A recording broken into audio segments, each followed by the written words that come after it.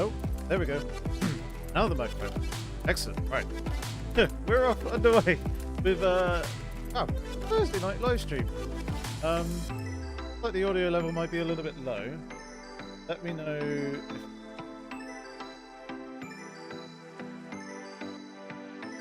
my end.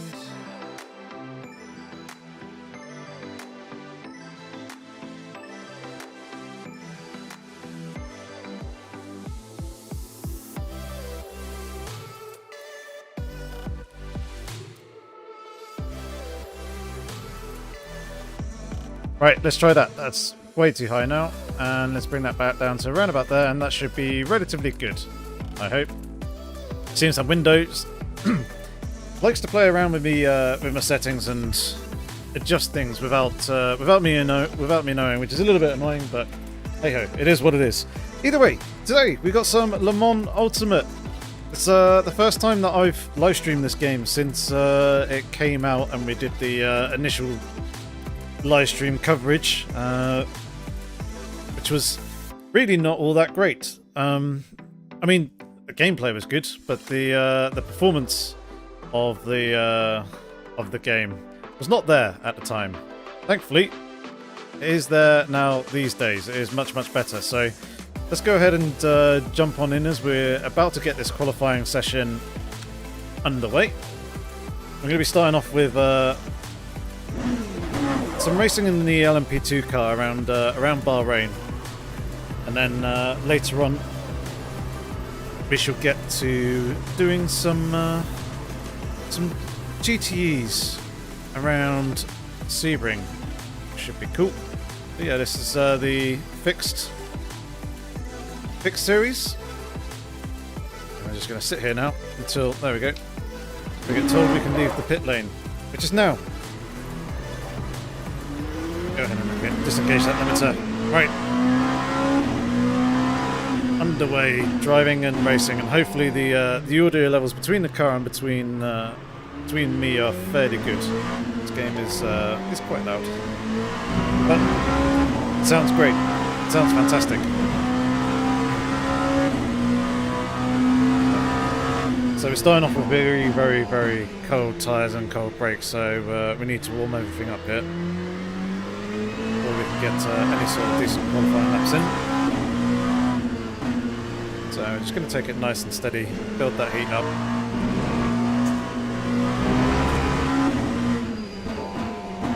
Try and build the grip in.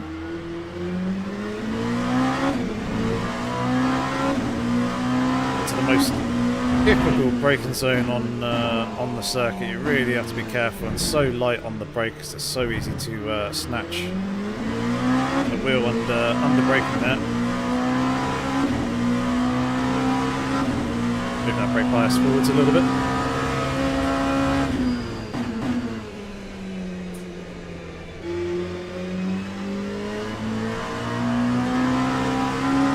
Still the temperature at the moment is just building.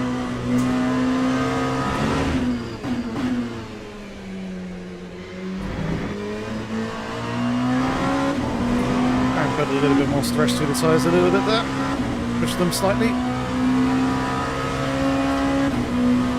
And I hope that we get a little bit more heat into them, just trying to avoid the locking, which is very easy to do under braking. We're getting very close in a couple of places. We've got just under 4 minutes remaining here in the qualifying session, so I'm going to use this next lap as a bit of another build lap to try and get a bit more heat into the tyres and brakes, because as you can see at the moment, being in around 55 degrees isn't really warm enough. Need them up in the high 60s, low 70s.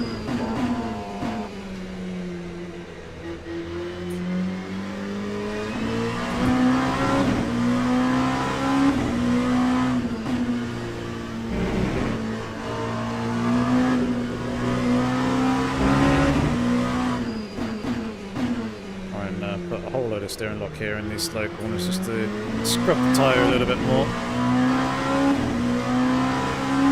Generate that little bit of extra friction and extra heat Do the same again here on this one.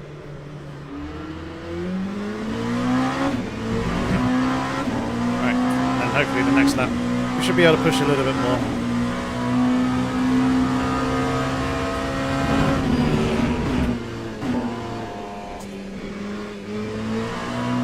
Yeah, how's everybody doing? Do say hi if you're here in the chat. Give us a little wave. Let us know how your week has been.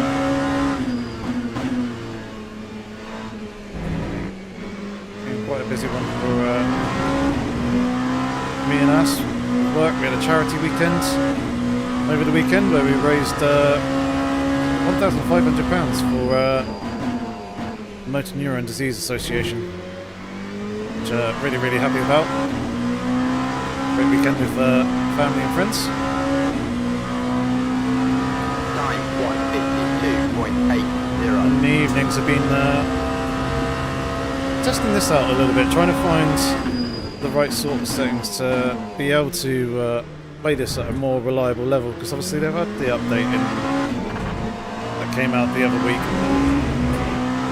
And generally the performance of the Moza Ultimate has improved quite a lot with that. It's certainly made it a much more playable game, and I'm actually now able, as you can hopefully tell, hopefully the settings and everything look all good. Hopefully the pitch is all nice and smooth, but it's now at a level where I can quite comfortably stream it at a quality and a standard that I'm happy with. And yeah, been doing a few races the last couple of evenings, just trying it out, trying to dip my toes into it a little bit more. A bit of an idea as to how the various systems work, and I've very much been enjoying it. Oh, that's a little bit deep there.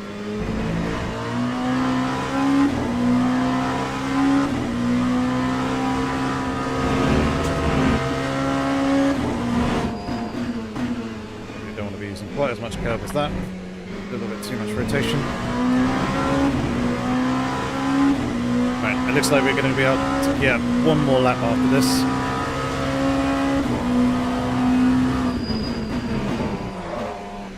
Yep. A little bit deep there. Hey Bruno. What kind of Apex is that? Yeah, there's a few that we missed. 9151.8. How's it going, dude? To see you still lurking around.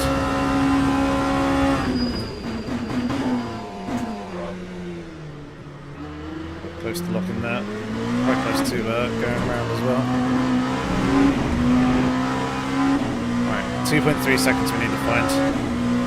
Certainly feel comfortable gaining probably a good second or so, but 2.3 is pushing it a little bit.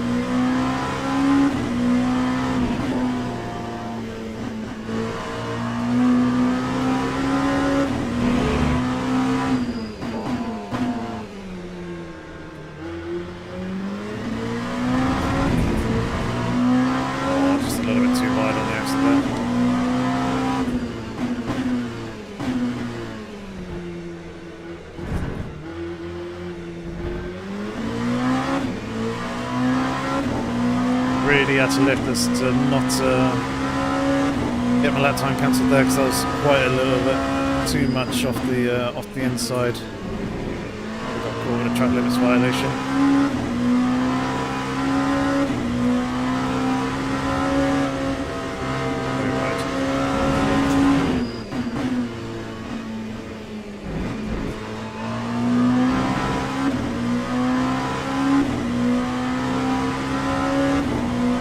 Nice to know there's a huge chunk of time that I've been missing out on the final sector there.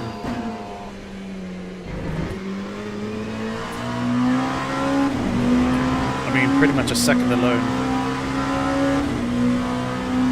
in that final sector, so... 150.85. To be fair, that's not too bad. Jumping up into 5th position, much, much better than the kind of 10th, 11th that we were previously. So that makes me a little bit happier, but still could have been a little bit closer, to the top. But We've got a 25-minute race, so hopefully, well, there should be plenty of time within that to gain some more positions. So let's go ahead and fuel here. I don't remember how many laps I had set up in the past. I think it was probably about that. Go with 52 litres. That should be enough. Got seconds till the race starts. Yeah, Bruno, it has been a while. How are things going your end?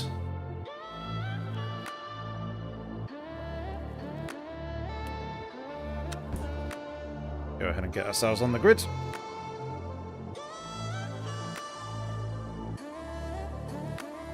Make sure we're nice and comfy, ready for this one. Formation lap has started.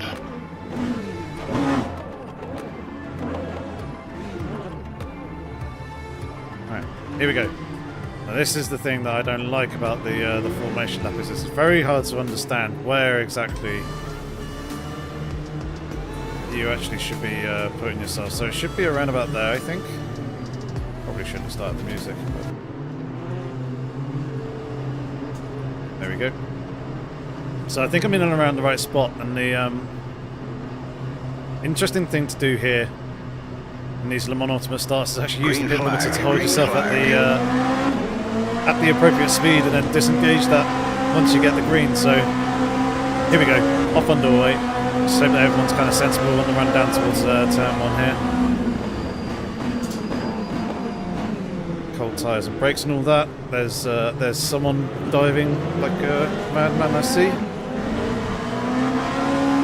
Almost get a nose chopped off. Oh, there goes the spinner. So yeah, quite an eventful start.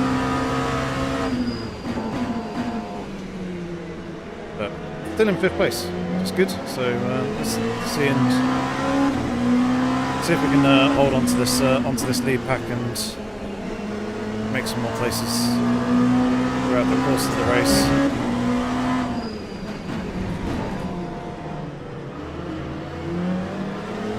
Struggling with the cold tyres at the moment. Glad to hear it's going well, Bruno. It's going good here as well, thank you. There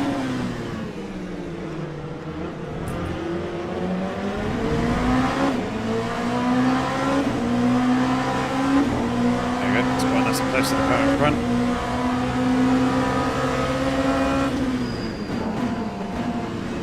Not close enough to be making a move into that corner, but following through for now.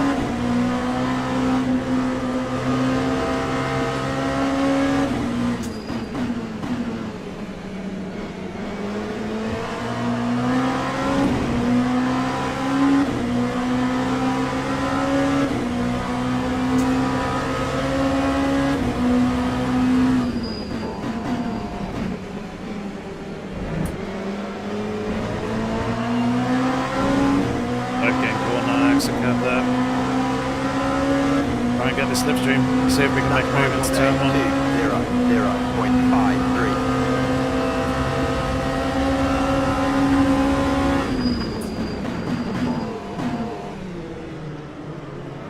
There we go. Through, lovely jubbly.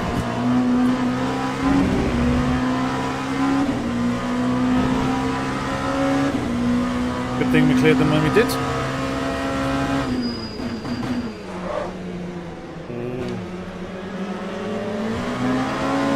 Okay, scratch that. Oh no, I got slightly distracted by the car behind in the radar.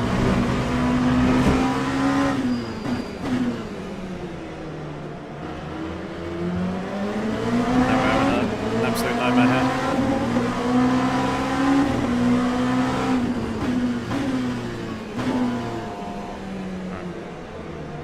Back onto that position. We've got a slight little track limits warning of half a point. But providing we don't collect too many of those, we should be good throughout this race.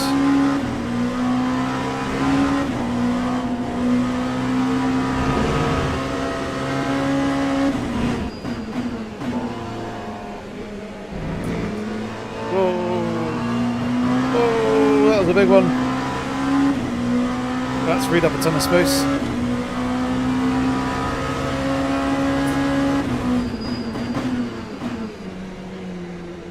Defensive there. Probably going to get a run at him here. No, slightly better traction.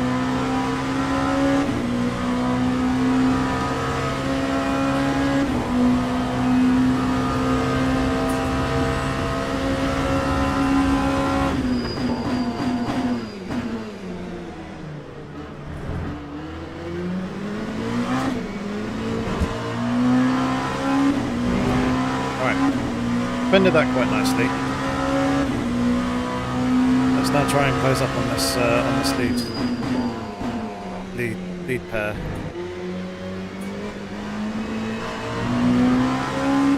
Gap's 3.6 seconds at the moment.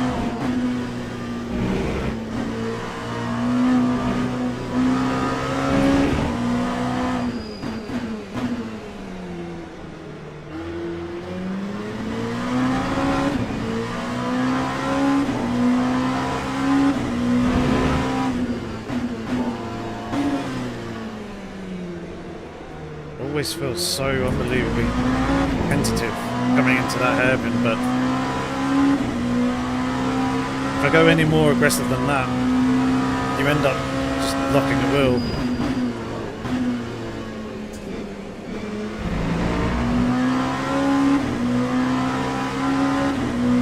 This is exactly what you don't want to be doing in that corner. Oh, that's deep. Missed that apex.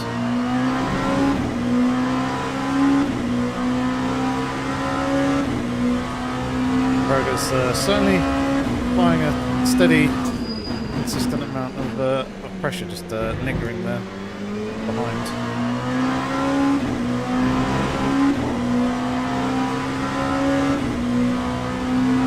That time was a 151.38.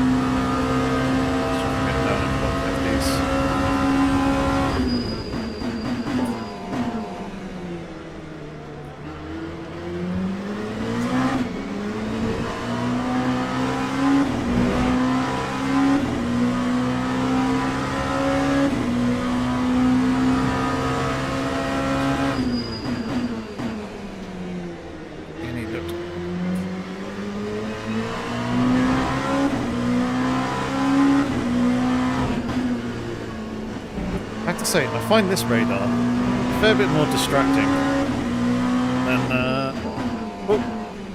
leaders just spun than the Assetto Corsa Competizione one.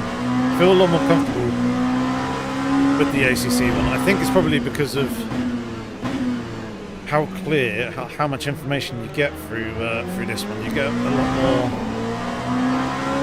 detail in terms of the orientation of the other cars around you, whereas you don't in ACC. They're just blocks that always stay parallel to your own. Whereas this one, there's actually some rotation from the car on the radar, and I think also the overall like proximity distance is larger as well.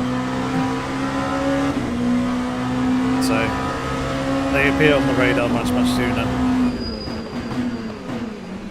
than they do in ACC, but this is good for us here. Now into the slipstream of what is now P1 after the previous leader's mistake.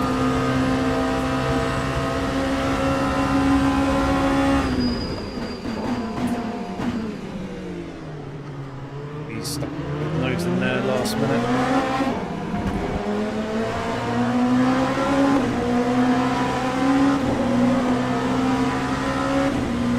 Side, who's just back in.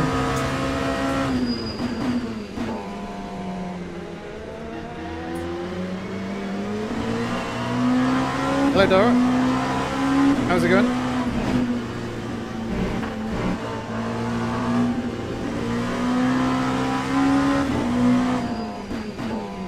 Oh, car behind spun. Okay, that's relieved an awful lot of pressure. Now we can purely focus on the car in front of us. We've got a nice lovely gap there now. I assume they spun. May have been some other issue. But they seem to have disappeared, so...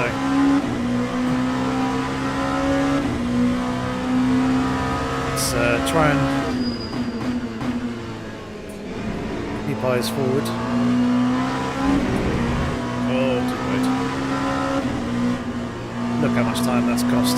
Just that little mistake there again, a little bit too wide, dipping the wheels onto the curb. It's dropped us back by number 7/8 attempts. Yeah, I'm doing good, thank you. Glad to hear you're all good on your end as well. Hope all the audio levels and video quality and everything's all good. Time 152.81. Right, let's get back into those low 150s.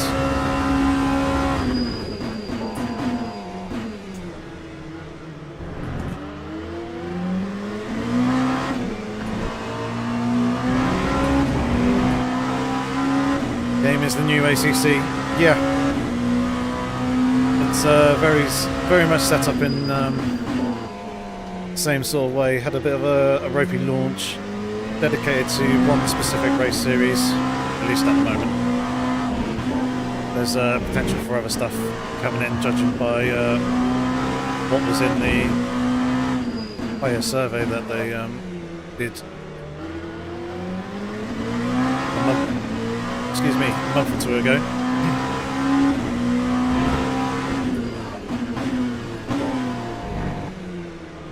But yeah, it's definitely got all the hallmarks to be a good game. I think they just need to ride out this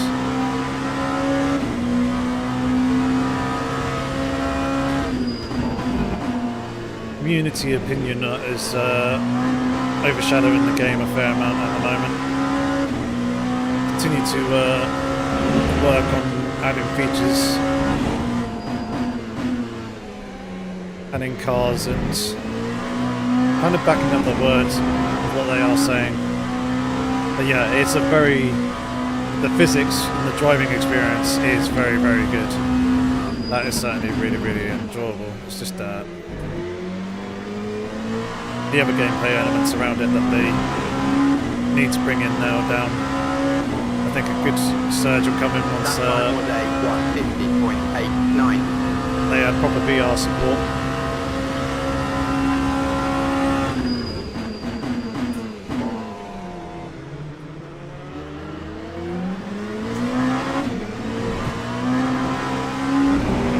And also do races with proper driver swaps. Driver swaps with AI as well. Whoa. Well, that's a shame. That's gone and gifted us the lead. It's quite looking forward to actually catching up and having to work for that one. But now we just need to ourselves be sensible and hold on to this now. Let's not throw it away. Yep, private service is another thing that will certainly boost it. But I do quite like the fact that it's got this online rank system. Just need more players participating within it. Although having said that, the races that I have been doing the last couple of evenings have actually been really, really good. I haven't been in the top split, so I don't know what the drivers are like there. But I've kind of been in the split 2 out of 4 or 5. So it seems like there's a reasonable number of people, obviously not iRacing sort of levels, as the grids sizes that they have in these races, I think are about 20 odd players. Compare that to iRacing's 40 or 50 that they tend to have depending on the series. But the game is still in early access, so it is not feature complete as of yet.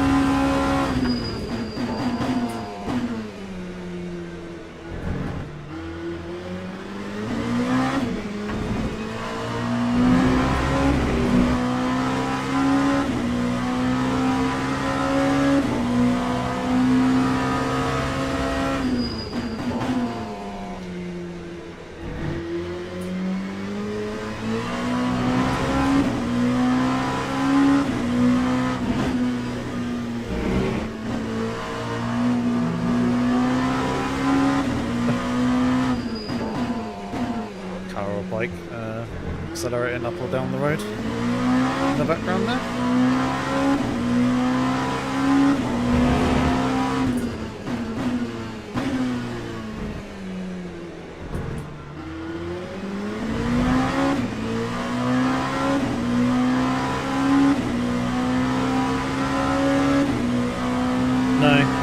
Unfortunately, there is no track IR support as of yet, but it is coming. They did confirm that to me in the Discord. They're quite frequently getting messages from Natural Point, the creators of track IR, asking when it's going to be added into the game. So.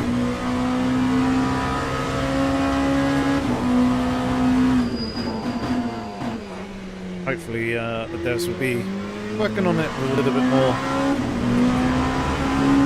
higher priority and make sure that it gets added in. I imagine it'll probably come at the same sort of time that VR does. And yeah, it does feel very, very weird. Very, very static. Without track IR. It takes me a little bit of getting used to not having that natural head movement and the looking around.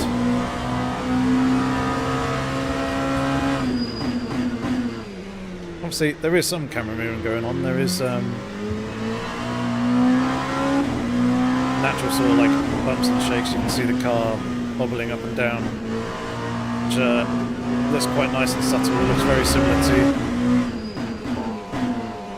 how iRacing does it, where the driver's camera is quite stable, mimicking what the eye would do. And you see the car moving, but it does it nicely to the car's horizon rather than the actual world horizon on the distance. So it doesn't get the effect of what Project Cars had and Assetto Corsa has when you lock it to the horizon, where if you go up or down a pretty steep hill, you don't get the camera looking up into the top of the cockpit or down into the bottom of it. Evening, Graham. How's it going, buddy?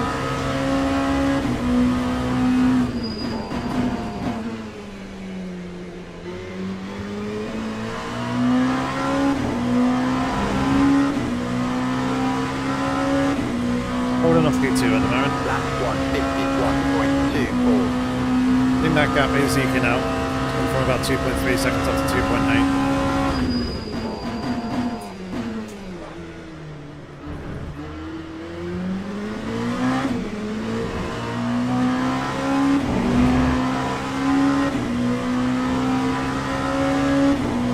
Yeah, very nice. This is a race. Started to go a little bit there.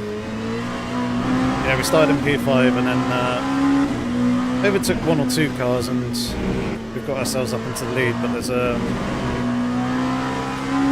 been two or three cars that have spun and given us freebies to get here.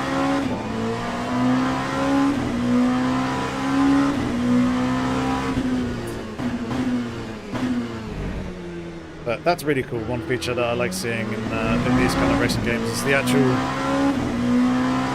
marshal flags and marshal boards actually flashing up relevant flag colours. I do hope they in time add safety cars and other proper formal processes to kind of flesh that sort of thing out to add to the immersion.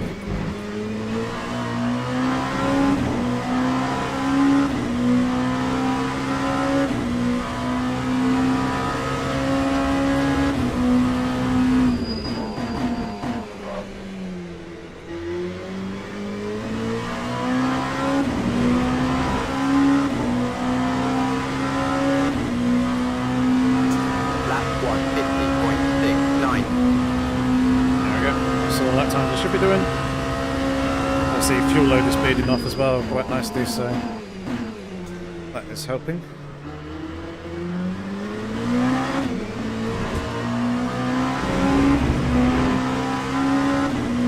Yeah, I'm looking forward to the GT3s, especially as the GTE cars feel really, really nice to drive as well. We will be doing some GTE stuff here this evening. I'm hoping that we can alternate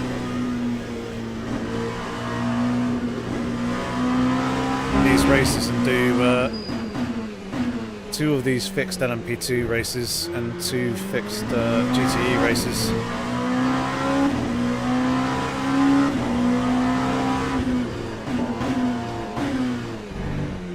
More trying to get my safety rating up to unlock the other ranked events that is being hosted on the game at the moment. So although I haven't got a grasp of setups yet, I'd like to do some multi-class stuff.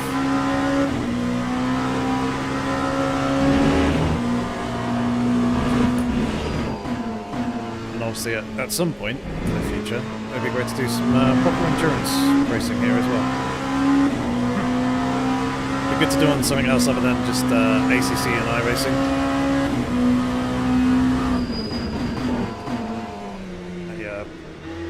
Thought I braked a little bit late there.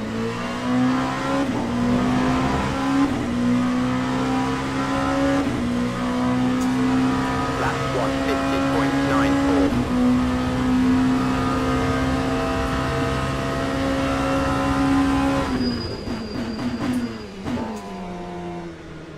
It's continuing to increase rather nicely.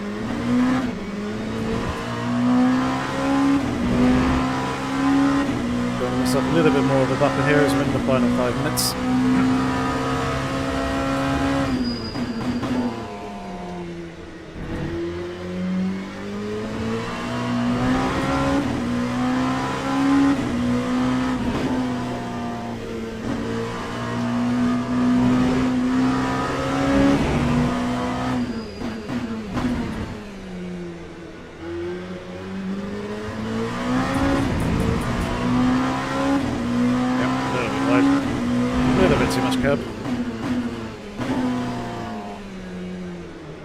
Definitely think I could be a lot more aggressive going into the entry of the hairpin if I get the line right.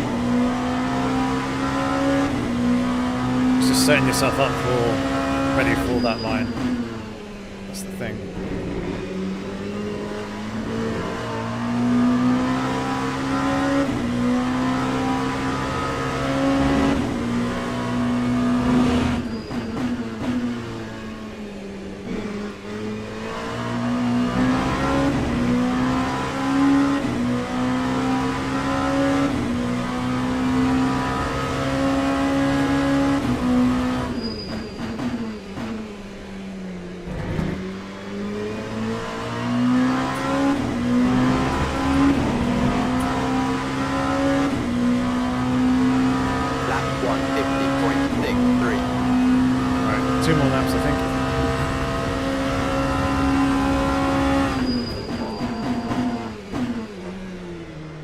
Definitely have taken more fuel on board than I needed to.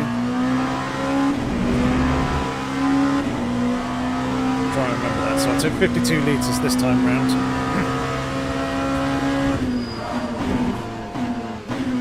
Okay.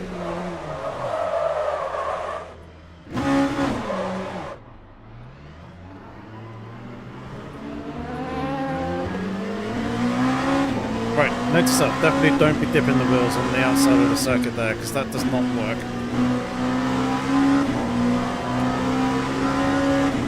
It's made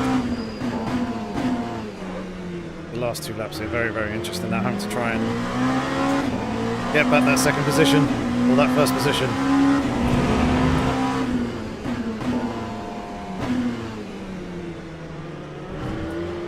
I'm throwing away a race win. Stupid of me, so we really need to knuckle down here and look up these next couple of laps.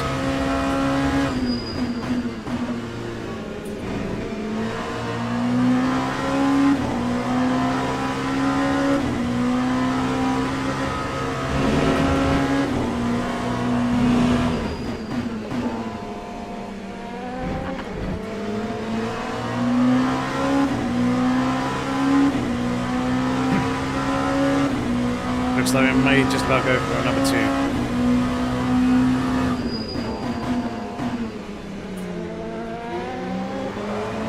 Oh, no, no, no, no, no.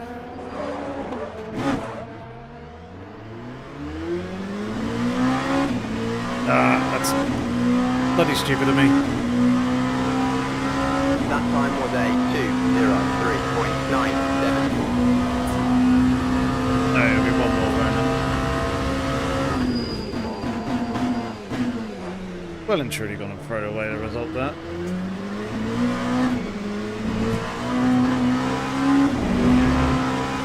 There's a lesson in this, kids. Don't go experimenting in the middle of the race. Thought I'd try the F1 esports line into that corner of the dipping the wheel outside of the white line to try and open up the entry, and it did not work, as we saw. And then just a little bit too eager on the throttle. The rear wheel spun up a little bit more than I was expecting them to, coming off the final corner.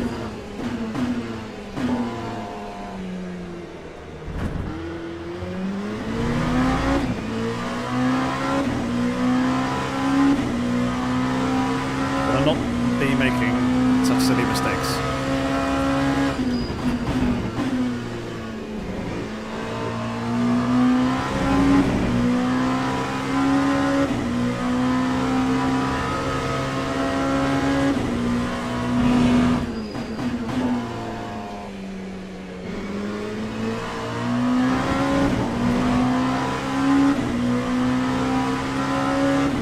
Still, we live and we learn. Quite a bit of a lock up there from one of the cars up in front.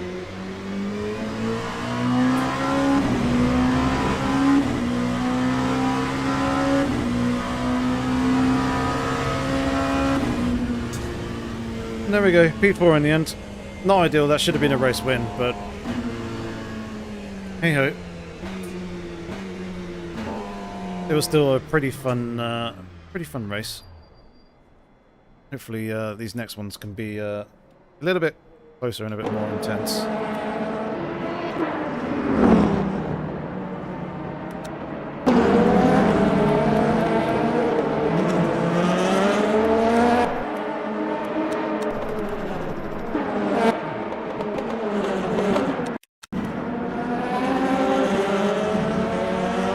Yeah, just a little bit too much throttle. On the previous lap when we were leading. There it is. That's the mistake there, is sticking the wheel over on that side, and a little bump just there caused the that front left tyre to lock up, and then way out wide on the marbles, asking too much of the car, and around she goes. But that is that. So, GTE cars. Let's go ahead and jump over into those. We'll get ourselves registered. We've got 3 minutes to go, and we shall do the beautiful, gorgeous Porsche 911 RSR, and we'll do Rexy. Yes, let's drive Rexy. Do we go actual Rexy, or that's not Rexy? Neither is that. Right, as we're not racing at Le Mans, we shall do Rexy. So we shall register for that. 3 minutes for practice, so let's go ahead and jump in. It's one of these practice sessions. It'll let me. There we go. And let's see if we can have some better luck at Sebring. Great fun circuit, this one. Respect the bumps. That is the key thing to be doing around this track, because it is a very, very bumpy circuit, and there's a few that you do need to watch out for. You do have to adjust your line in order to avoid them.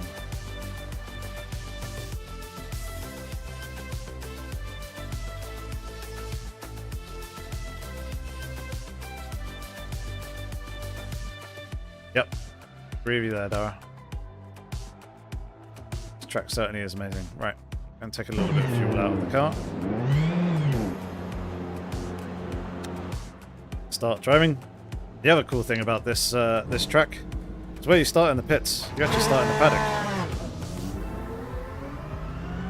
So I'm going to drive down here, then round this hairpin here, then out onto the actual pit lane. How cool is that? All the garages are behind the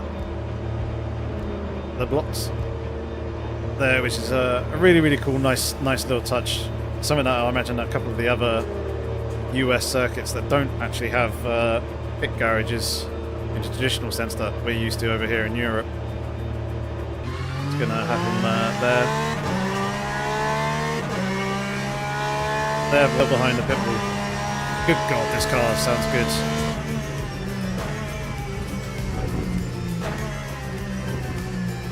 Need to remember, cold tyres, cold brakes. Adrian, no, this is not a channel exclusive to Le Mans Ultimate. We do a little bit of iRacing here, but we mainly do Assetto Corsa Competizione. That's the main sim that I feature on the channel. But I'm looking to do a lot more Le Mans Ultimate, that's for sure.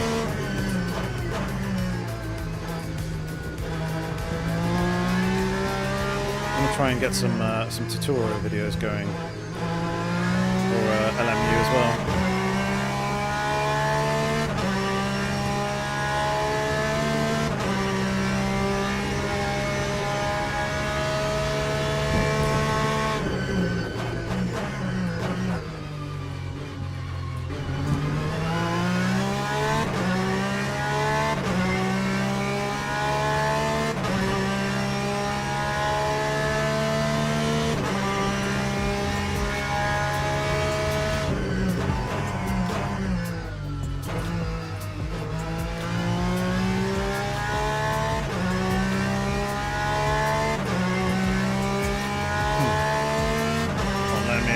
I want to at the moment.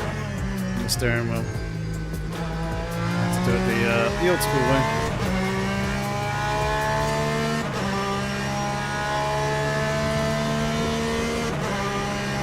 There we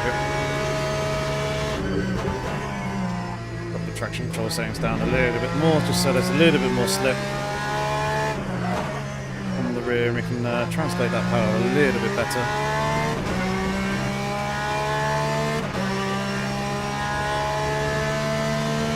I agree with you there, Dara. Definitely going to be looking out for leagues here in Le Mans Ultimate when they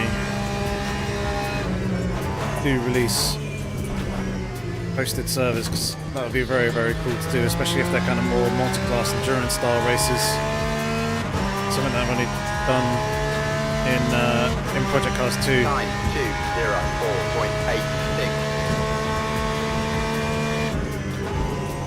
Obviously a long time ago. Have you done an ACC GT3 ranking video? No, I haven't. What is it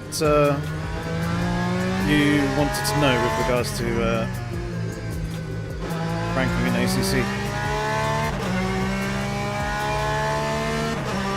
I will say my experience is more with LFM, Low Fuel Motorsport, than it is directly in game.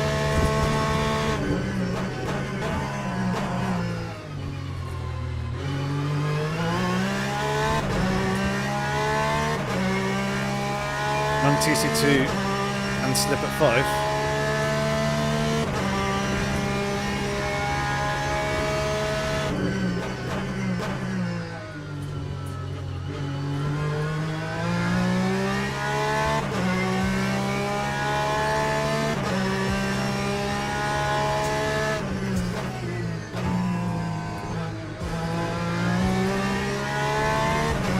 So I have previously been running 5, 4 and 7, but we'll give 5, 4 and 5 a go.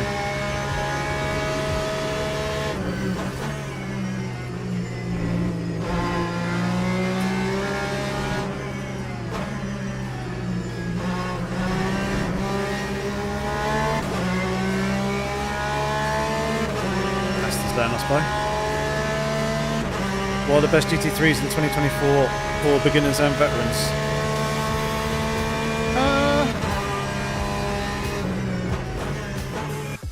Good questions. All right, here we go. Jumping over to the race session.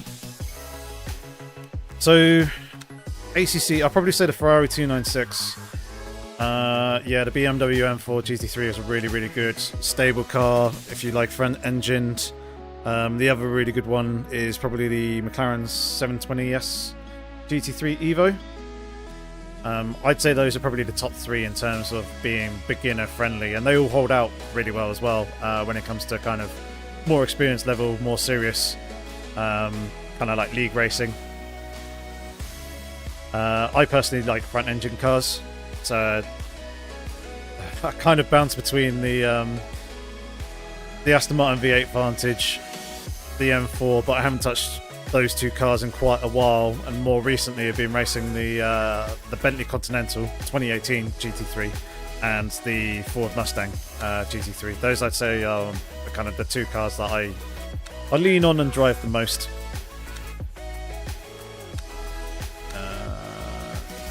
Probably about 15 odd litres of fuel.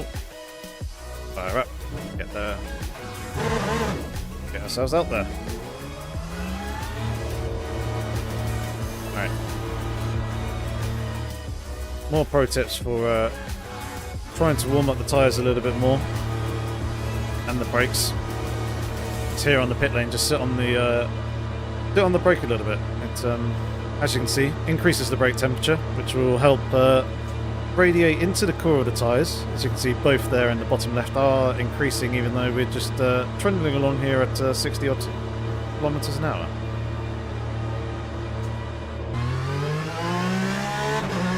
And then once we actually get out onto track, start doing some tyre weaving, tyre warming. We will be jumping straight after this corner onto the flying lap, but tyres and brakes are too cold to really be getting anything decent lap times wise out of it, so we'll use this lap to prepare the car for the next flying one, or the flying ones afterwards, shall I say. We should have two pretty good flying laps. Just make sure that we don't lock up the tyres or brakes or anything here. Have I tried all the GTs in Le Mans Ultimate? No, I haven't. I've driven this, and I've driven the Corvette, but I don't think I've actually driven the Ferrari or the Aston Martin. So I do need to give those two cars a go. And the Ford isn't necessarily naturally slow, no. It's just a relatively tricky car to get on top of and get a good setup going. But once you kind of find out the quirks of it, it can be a pretty quick car. Some tracks it is very, very quick. It's has an awful lot of top speed.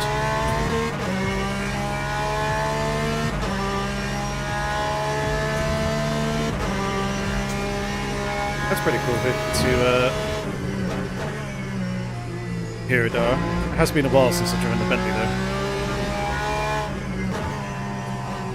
And I imagine that next week will be very much in preparation, working on a video ready to release the following week, and also start practicing for the iRacing Petite Le Mans, which we will be doing for charity. Driving it completely solo for the whole 10 hours.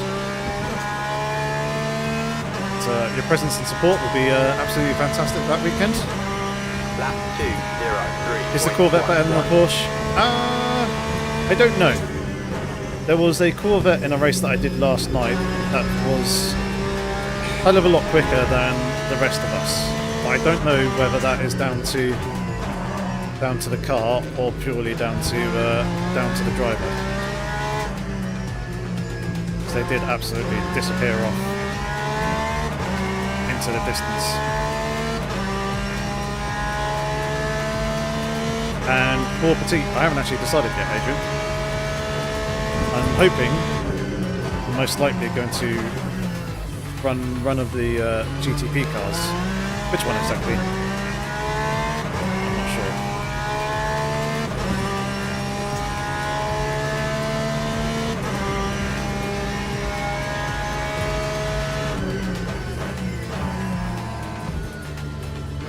Got to change all the settings back.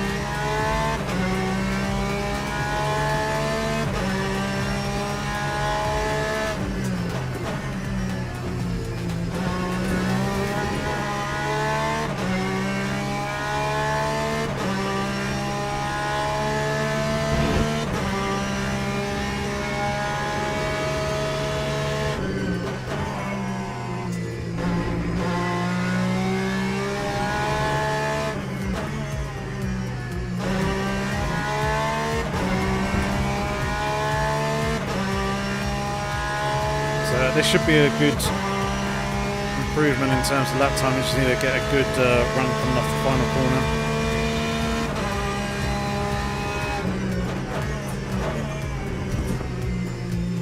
Tyres on the verge of locking there. That's a decent drive off the exit. We've got half a second to find. That More time to get was pole. 2:01.28. Last lap to do it on.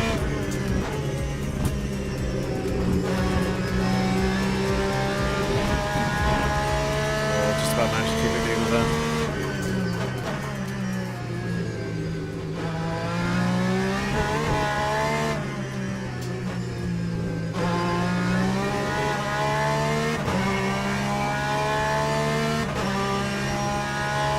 Well, the half a second's coming.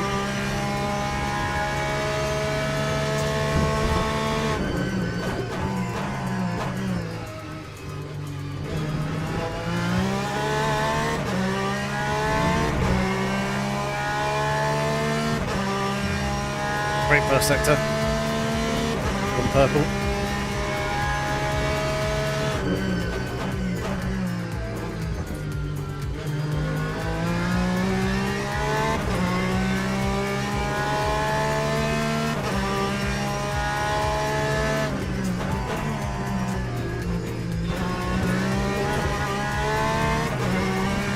Oh, I really wanted to step away there.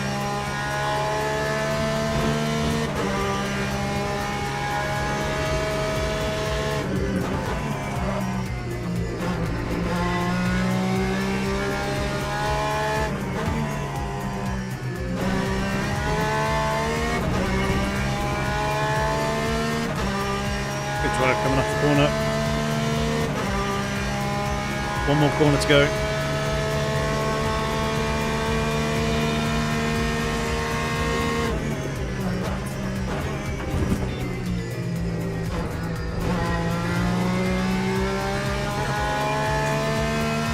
There we go. Nice, lovely, beautiful drive off. Short run to the line. That time was a 2:00.39. That's pole. Yeah, lovely. What a lap that was. Oh, that was good fun, wheeling that. What's your formula for setting up a car or changing it like right now? So this is a fixed setup race. Couldn't really obviously change all much other than the actual settings in terms of the traction control and all that sort of thing. So just kind of doing a little bit of playing around, fiddling and experimenting sort of thing during practice. It's kind of got me to the settings that we're sort of running there. A little bit of advice as well from Dara saying to run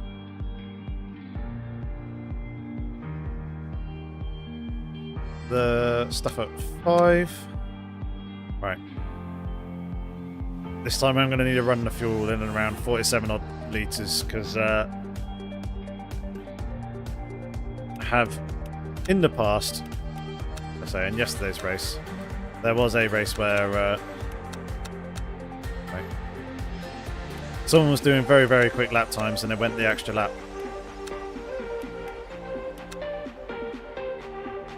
So I'm not going to get caught out with that again. Make sure that we've actually got the fuel load that I'm going to need. 17 odd litres. First name, the dailies are every 45 minutes or so, I think. So yeah, kind of near enough every every hour. Formation Hello, Johnny. lap has started.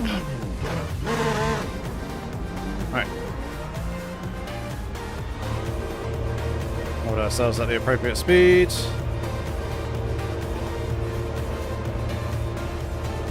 Do that.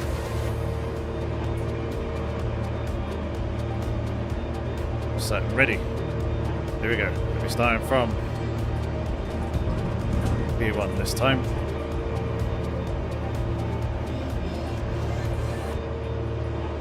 Pause the music. Which will let this beautiful straight line V6, inline V6, sing.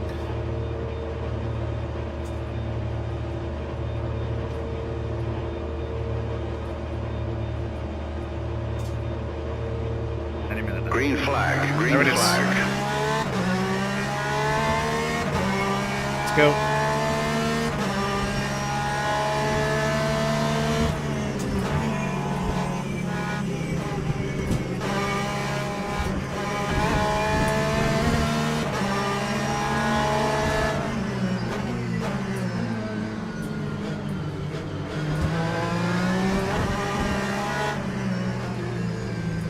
Good move by the Ferrari there.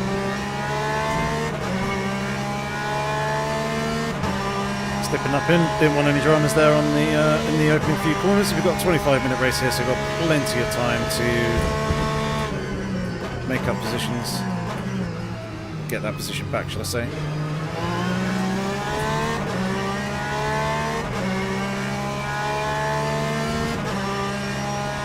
Hello, Johnny, Johnny, Johnny.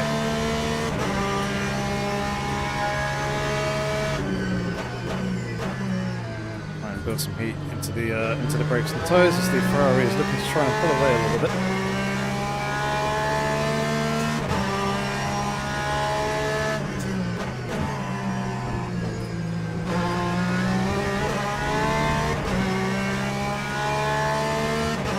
I do think we do have the outright pace over them, considering the lap that we managed to pull out in qualifying.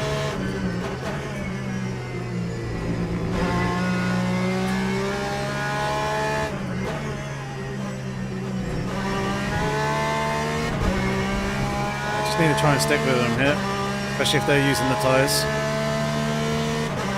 Alright Bruno, thanks for tuning in mate. It's good seeing you. Take care and hopefully I'll catch you again soon.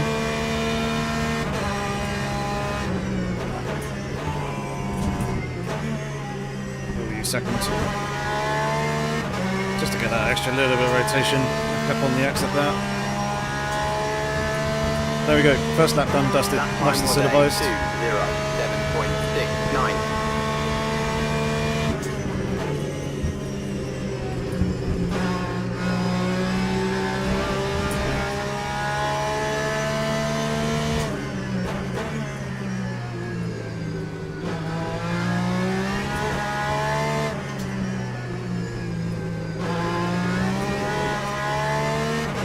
Hopefully, P1 has used a lot of tyre there on that opening lap, and we can come back at them here over the course of this race. Hey Derek, how's it going mate?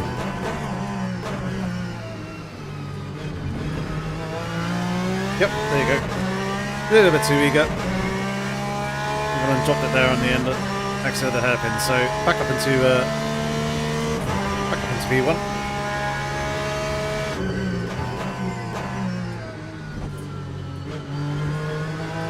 Question that from first name that I'll get to answer in a second. Do GTs have more downforce aero than GT3s? Yes, they do.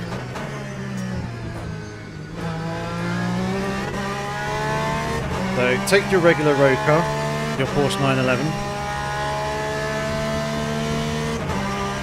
strip it a little bit, put a few FIA homologated things, and you probably get to what would be the first step, which would be, I'd say probably GT4.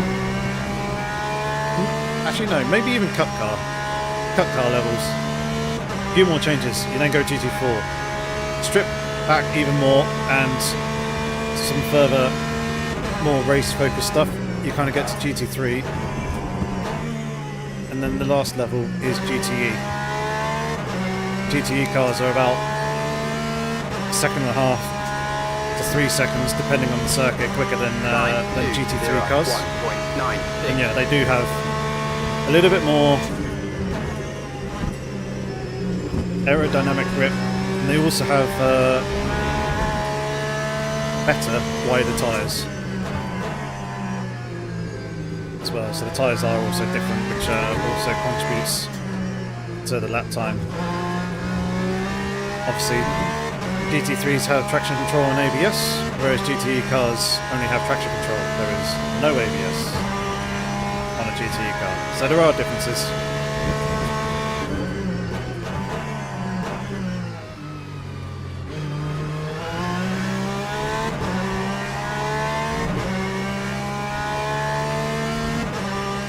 Would I recommend Le Mans in its current state? I would, yeah.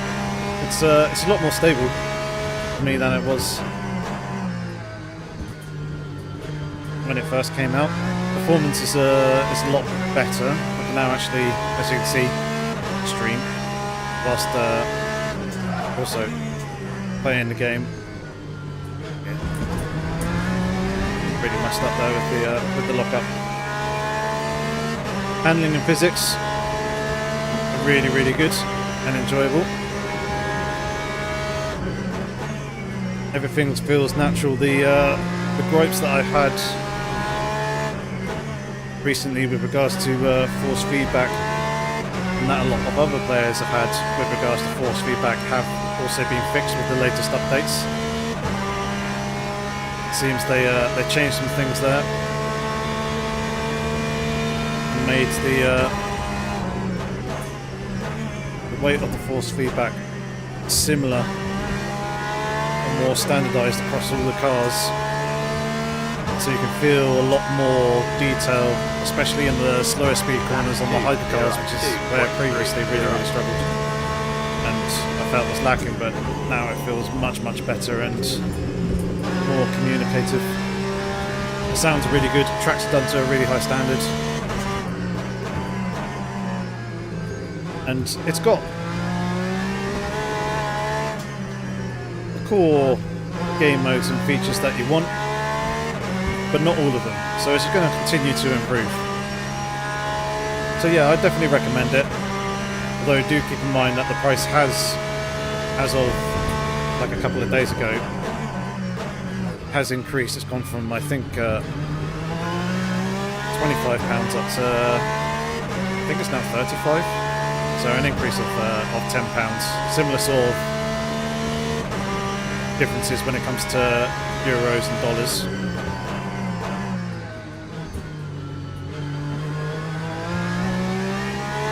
I've been playing it the last couple of evenings and having an awful lot of fun with it.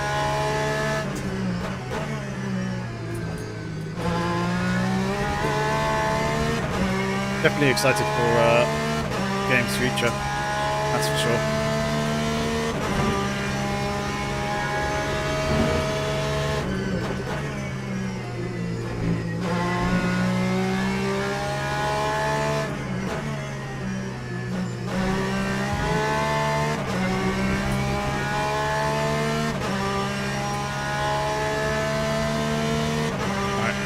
Remain clinical and squeaky clean here, as you can see. E2 is just there behind us. P3 and 4 and P5 also aren't too far away, all within 3 seconds of each other.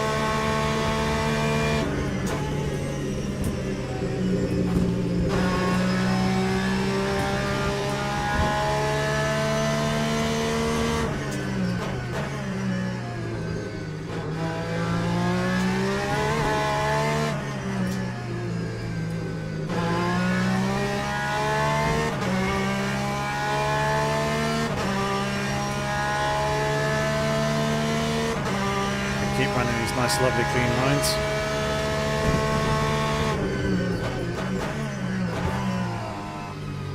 And if you're wondering why I'm taking a funny line there into the hairpin, it's because there's a rather nasty bump on what you would think would be the normal traditional racing line on the far left-hand side of the circuit. And that bump is very, very easy to unsettle the car and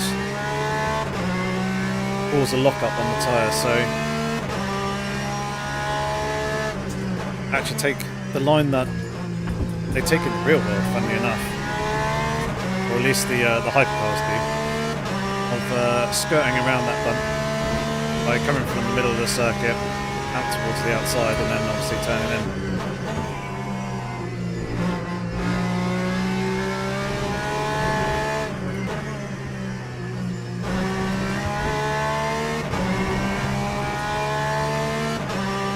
For the next race, can I race in the Corvette? Yeah, sure.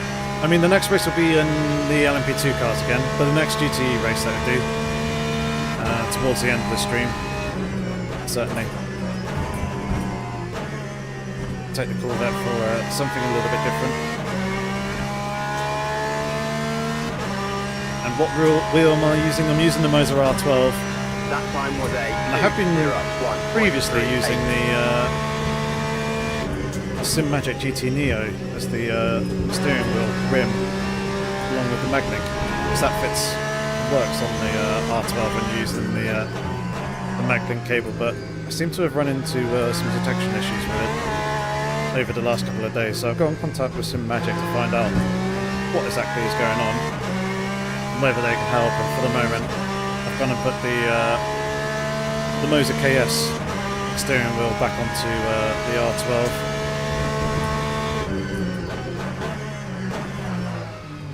Did not get the braking right that time. Yeah, I was doing that literally before starting the stream this evening, scrambling in the last 15 minutes trying to figure out what was going on. It's like, why is my wheel not working in game, even though it says it's connected? And I can see in the software that the buttons and stuff are working. Disconnect, reconnect it. Comes up saying that Windows can't recognise the device, and even after a PC restart, it wasn't having any of it, so I was like, right, okay. Wheels coming off. Moza KS is going back on. And yeah, quickly message SimMagic. Let them know the issue and see if they can help. Suggest anything at all.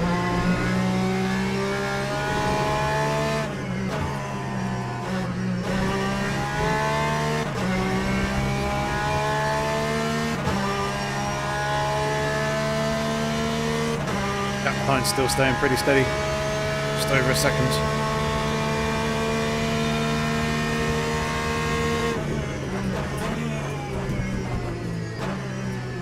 A little bit deep there.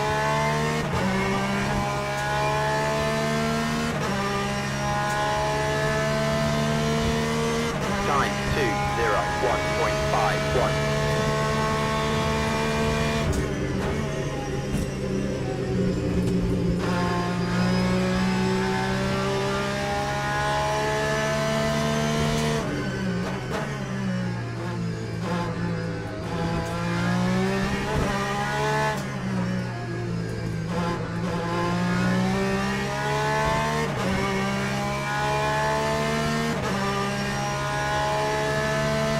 We seem to be on this lap getting the purple brake warning lights. You can see them coming up there. Oh, I messed up the braking once again. Effectively counting me down to the braking point that I'd used either on my fastest lap or the previous lap. I'm not entirely sure. And then I'm not entirely sure what those purple flashing bits during the braking zone actually mean. My assumption is that I nailed the braking point, because those blue lights that are coming up are the slip lights indicating that I'm locking up.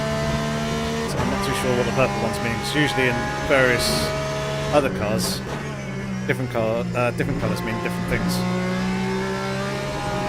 Sometimes they do like just general slip all under one light colour. Sometimes they have colours for the front axle and then a second colour for the rear axle. And then colours depending on whether you're locking up under braking or whether you're wheel spinning under traction as you're getting on power.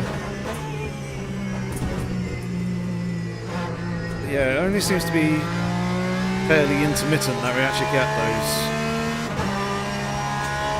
those brake countdown That lights time was a sort of thing happening on the 2.22. indicator eyebrows. Like, yeah, here, not getting them this time, here for this lap. So I'm not entirely sure what actually starts it going. I do wish it would be a little bit more consistent, because this is quite a nice, handy little feature, and it'd be really, really good and useful for proper endurance races in the hypercars as well. Using somewhere at Le Mans if you're doing some lift and coast, that sort of thing. Right, there we go. Actually attacked the brakes that time, earlier on in the braking zone, and got the car properly slowed down.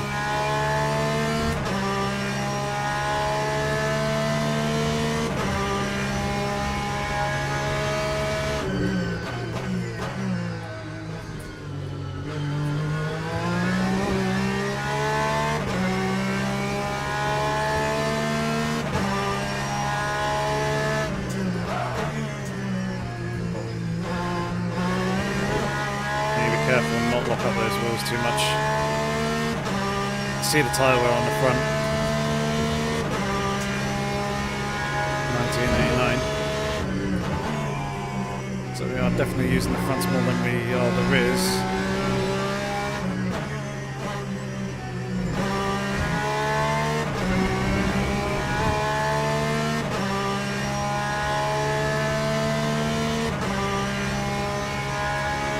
Gap still 2.5, 2.2 seconds to the car behind.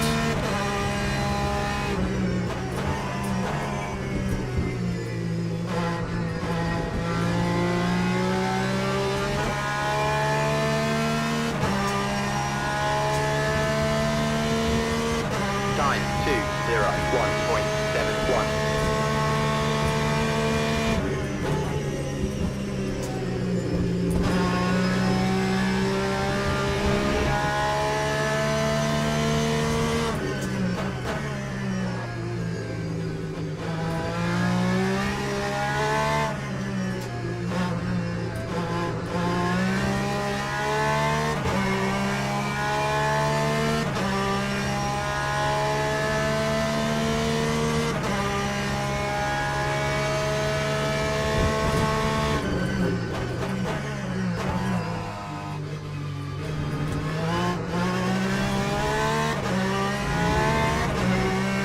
Bit of throttle there, just to keep the rear end round, but not too much, because I don't want to lose the car.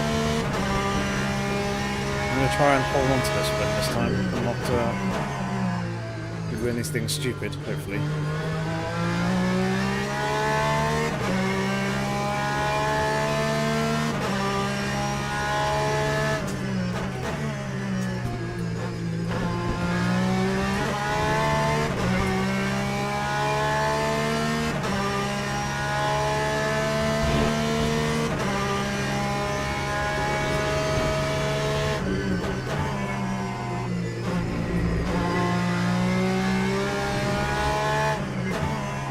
Unwanted rotation now on the inside curb, coming through. I think they're called the Le Mans S's.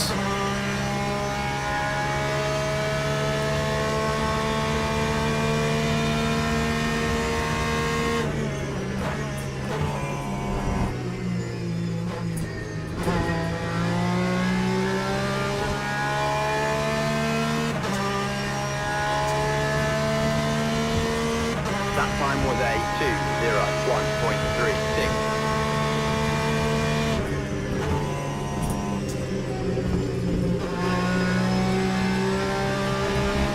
God, I love how good this car sounds.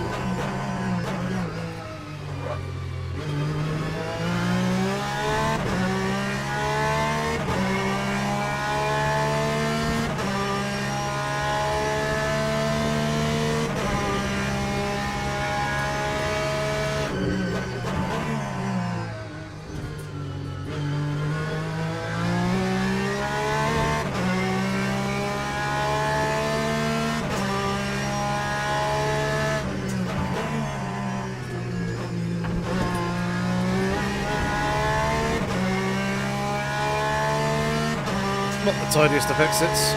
Otherwise, I was literally just about to say that we're running some nice, pretty consistent pace here, being within a tenth of previous fastest lap time.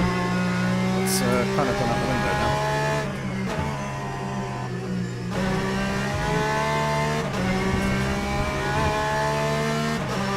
We're still holding relatively close. 10th and a half.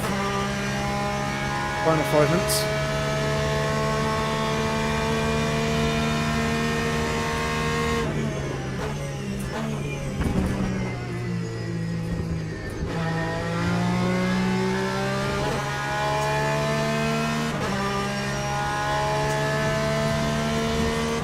That time was a 2:01.31.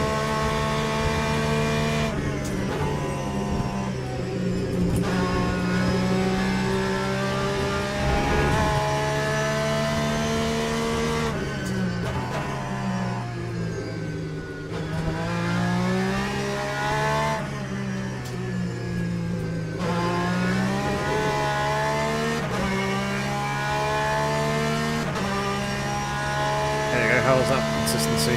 First few corners, a few hundredths difference. Oh, there you go, mess up the hairpin.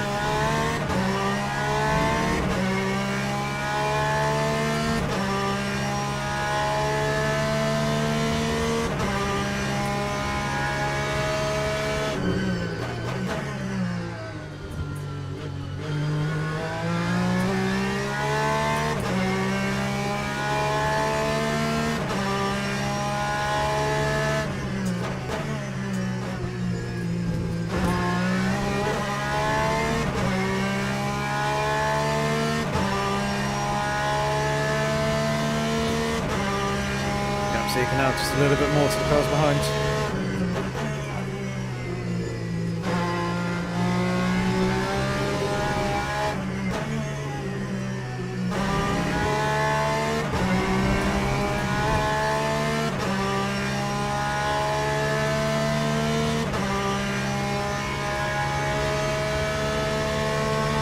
Should be a fairly decent lap.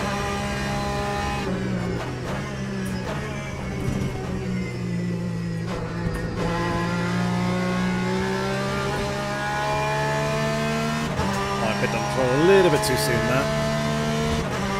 Time 2:01.13.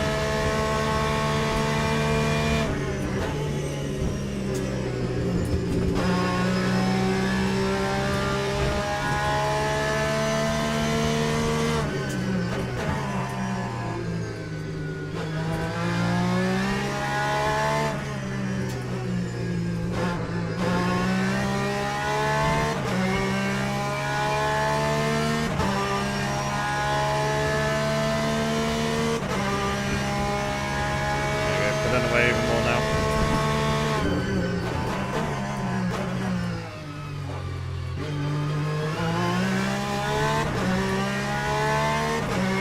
That's a better run through the hairpin that time.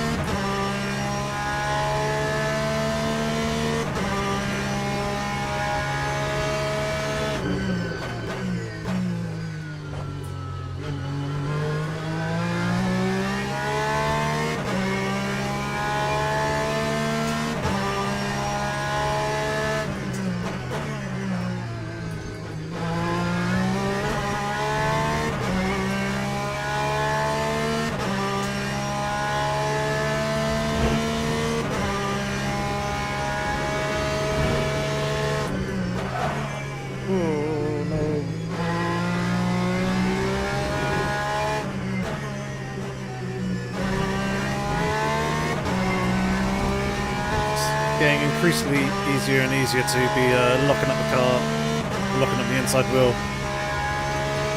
going into the S's there.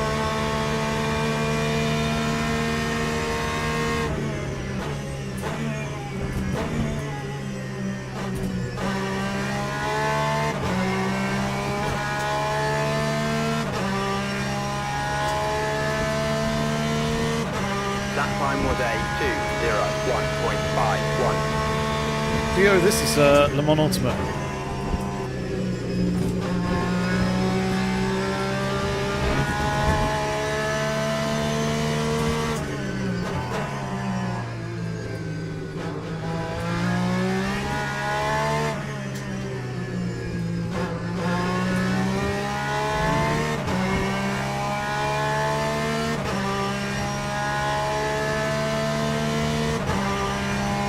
Yes, it does look this good.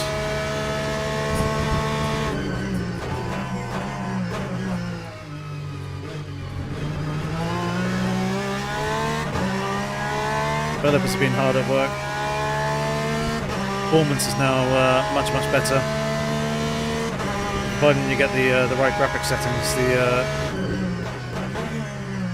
everything runs very smoothly. The main thing that kind of fixed it was that actually running the post-processing effects on low.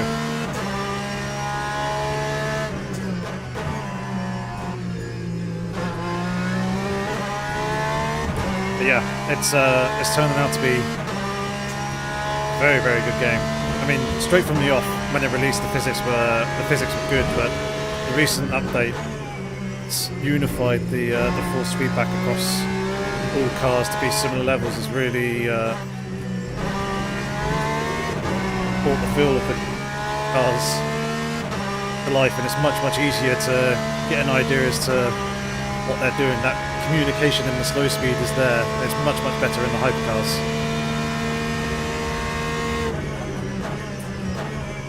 But yeah, the overall experience now is very good, very enjoyable. And there we go, the fastest lap just to finish off the race and take the race win. Lovely jubbly.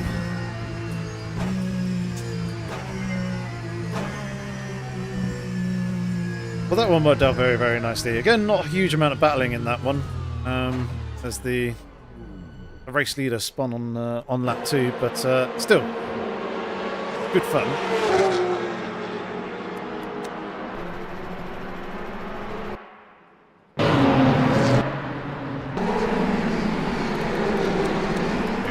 Take a quick look at the race start. Oh my god, all the camera shake. What was all that about?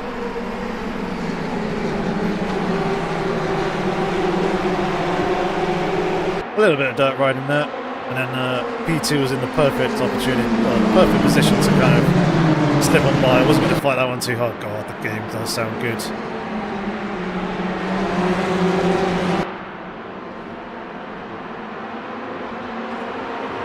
Looking nice as well.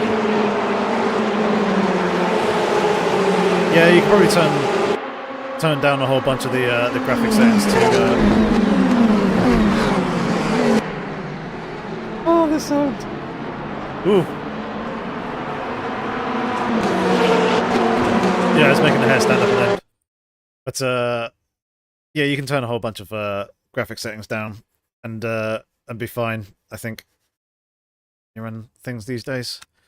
Right, LMP2 fixed. Let's get back into some LMP2 cars. Tell you what, let's run the 2024 65 livery. Panis Racing. Very nice. Fantastic number. And it's got the old can't remember the name of the name of the team. That used to run the old BMW Z4s with GT3s with this livery back in 2014, 2015. Okay, Alice, you drive safe, and I shall see you very soon. Yeah, the sound is really good. Looks really fun. Got a wheel not long ago, so this game would be a good addition. Yes, it definitely would. I would recommend it. It's gone up in price to I think about £35, €35, similar sort of conversion into US dollars. There was a price increase just a couple of days ago, so you've unfortunately missed out on that. But it's shaping up to be a very nice game, especially after the last update and a good hotfix as well. So yeah, can recommend. €35 is really good. Yeah. It's in early access as well, so it's not feature complete. There's going to be more features and stuff coming, and it's going to continue to go up in price. It started off at €25. It's recently gone up because they added a whole bunch more stuff, and I imagine they'll probably have at least one, maybe two more price increases.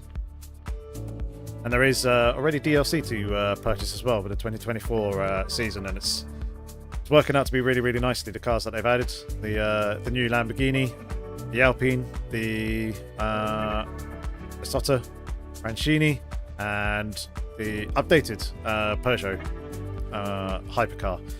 So they've got a full 2024 hypercar lineup. They've got all the liveries for the 2024 cars.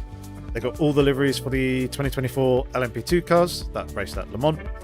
And the GT3 cars are still yet to be released. They'll be coming later in the year. They also had Imola and Kota recently added to the game. I believe Sao Paulo and another circuit is also due to come as well. That needs to be released. And yes, indeed, it is on Steam. Right, I'm going to very, very quickly go to the loo before the start of this next race, which will be kicking off, as you can see, in less than 30 seconds. So, be right back.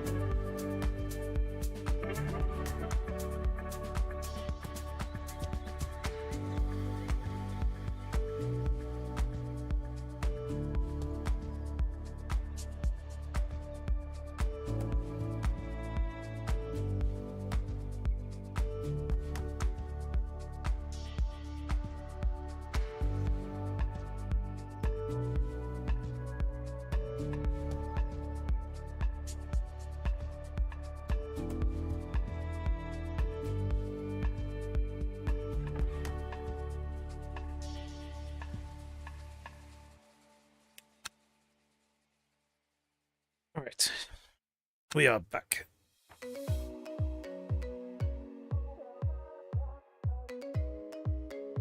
Back to Bahrain we go. Back to the LMP2 cars. And I got to remember, super cautious with the tyres for the opening laps. And let's heat them up. Heat them up nicely. Ready for actual qualifying lap.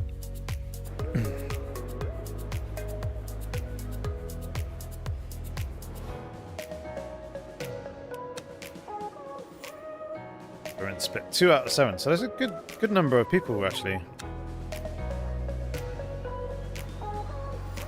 participating in these events, which is nice to see. I'm hoping that we're going to have more than 7 people here in this split though, because only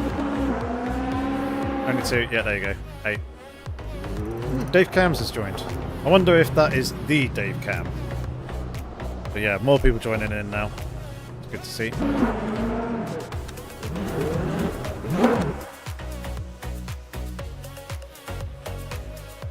Head and sit in the car for a second here. Get the gloves back on. Get ourselves ready for this next qualifying session.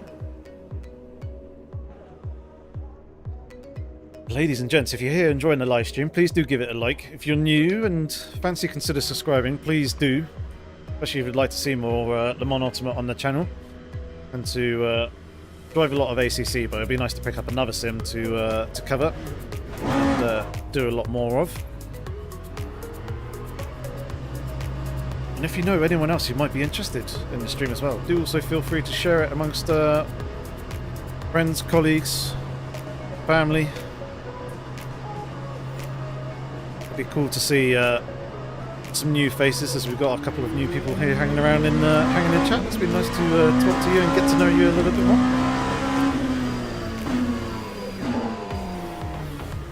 You can see tyres dead cold, pretty much no grip at all.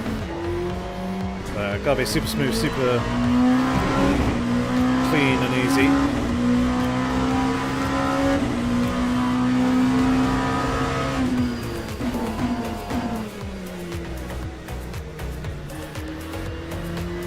Try and build that temperature in.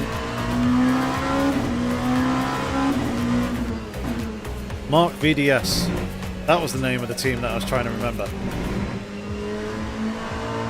They're the ones who have the little yellow like panther head that is here on the side of this car, and also they ran BMW Z4 GT3 teams in the past, back when the SRO Championship was Blancpan. Knew I could remember. Well, the name was there, I just couldn't quite remember it off the top of my head. Right, here we go again. Hold the brakes as we trundle on down to the pit exit, but can't leave the pit until the until that light changes from red to green. There we go. Lovely.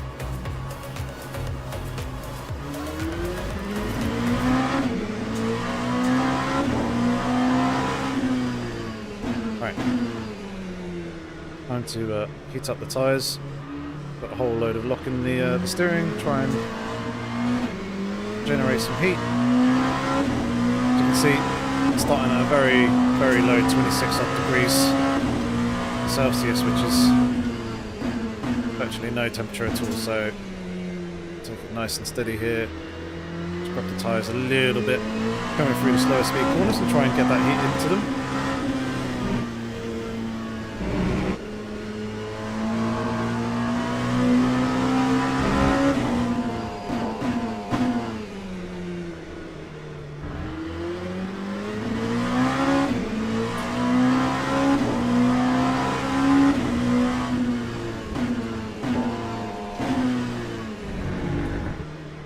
Hairpin feels so very painfully slow and pedestrian-like.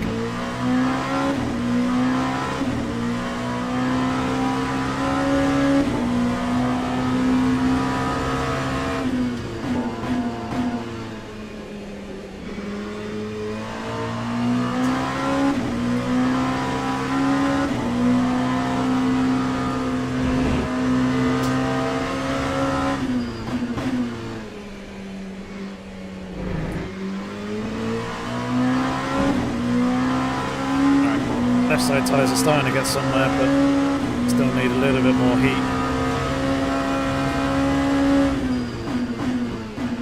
Before we can really start attacking, so let's do another build lap.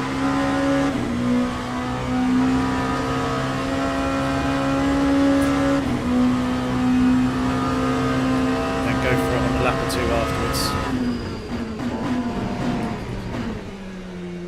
Actually mean to run the curb there, but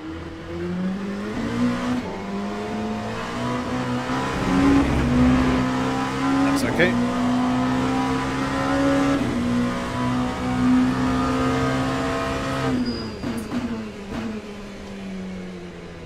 I'm not quite at a full braking potential and braking point just yet, but we're building.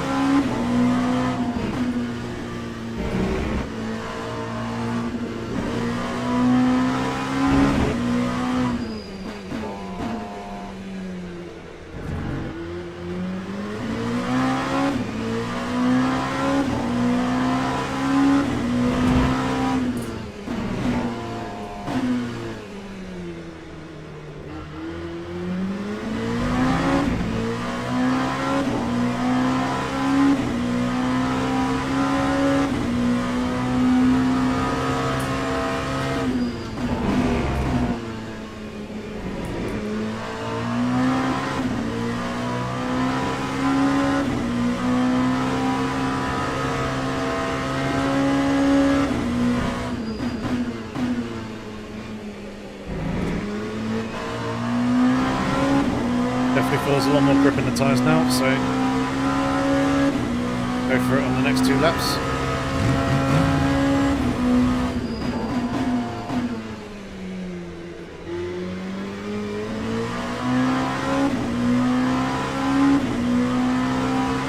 Yogora Gameplays, thank you very much for subscribing to the channel. Much appreciated. If you're here in the live stream, do say hi.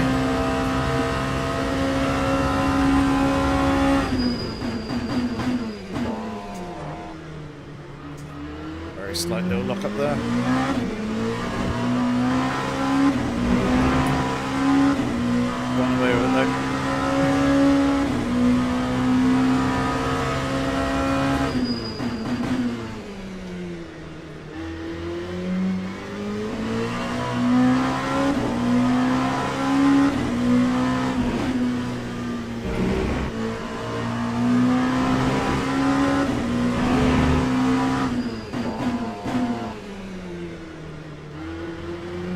fastest of anyone in the first sector at the moment.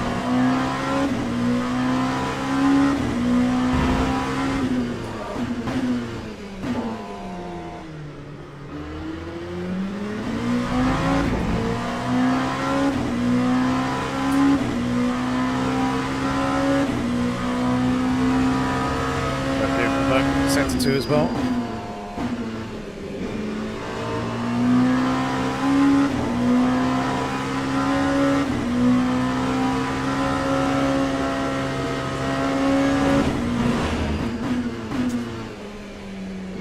But do we hold on to it? So there's other people who are obviously doing their qualifying laps.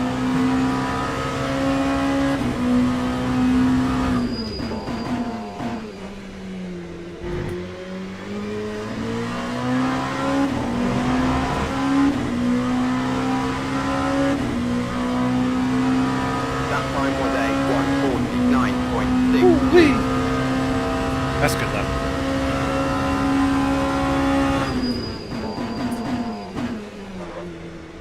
Nope. Messed that one up.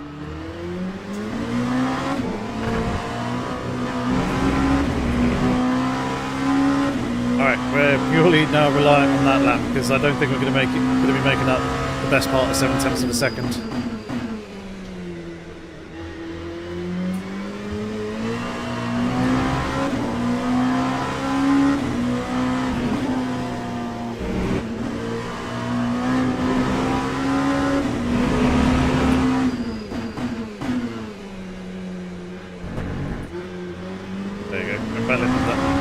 Validated the lap anyway.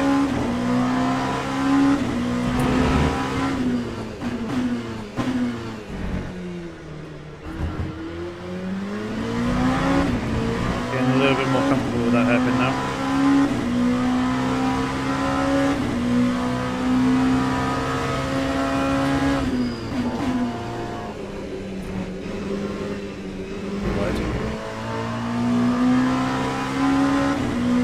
Curb when I didn't want to be.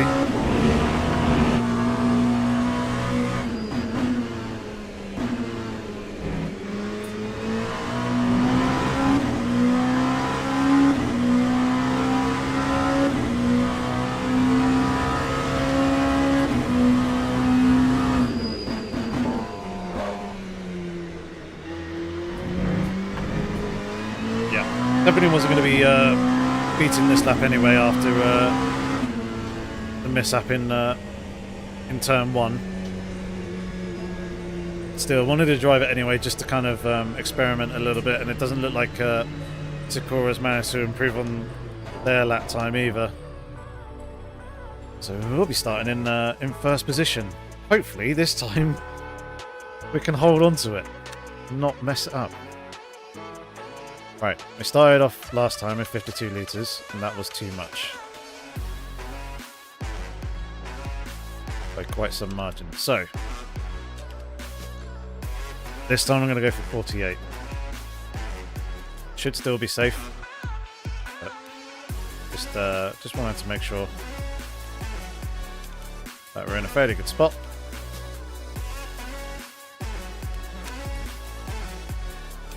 Go ahead and jump onto the grid here and move that brake bias forwards a little bit.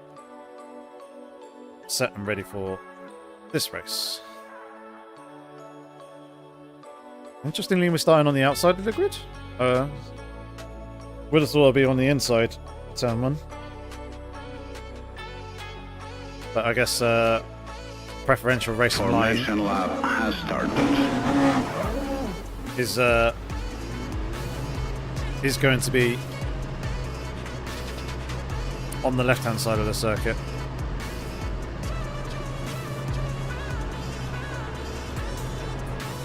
Alright, here we go. Okay, I'm ready. Stop the music there. Get ready with the pit button. Release the pit limiter.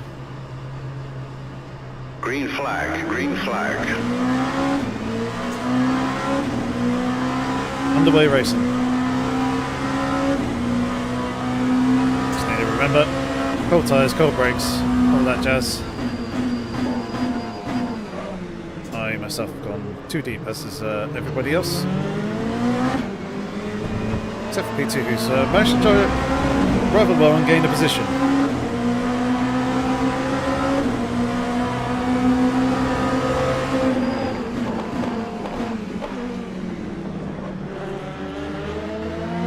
Oh. This guy's slipping on through. Maybe.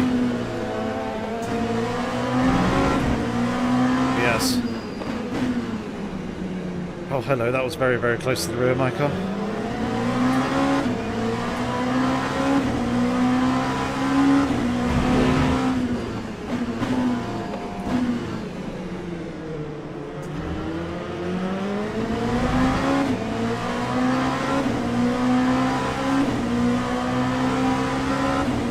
Right, I need to try and get back up with the leader as quickly as possible because they seem a lot more confident capable in their car at the moment in this early stage of the race.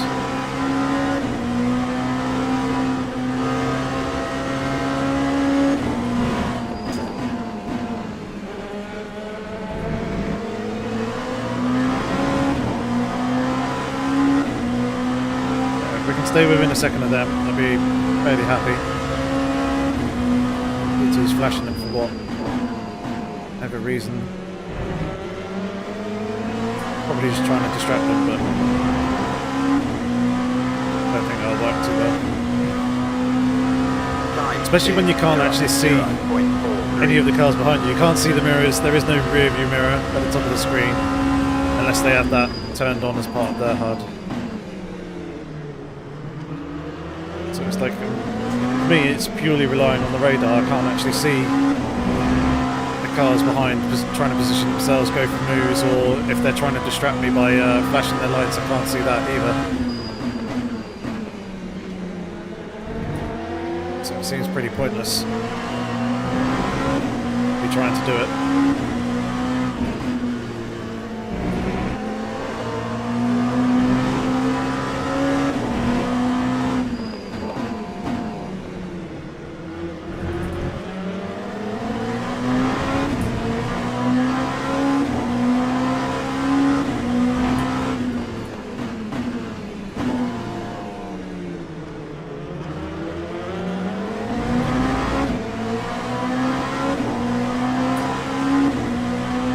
Good at the moment. Staying with the two cars in front. Oh, that's a little bit deep there by P2. In the LMP2.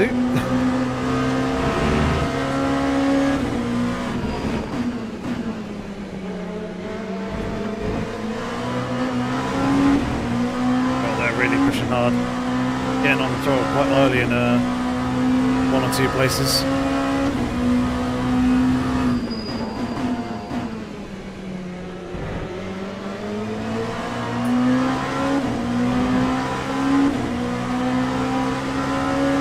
we go. Gonna get a bit of slipstream there. Lap 151.25. And then we're going to be close enough to go for the move. Looking a little bit defensive. Going over to the right slightly.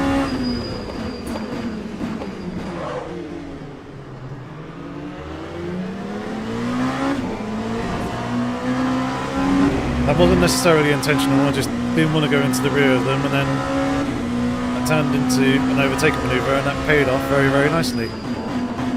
So I'll take that. It's very nicely in touch with first place as well.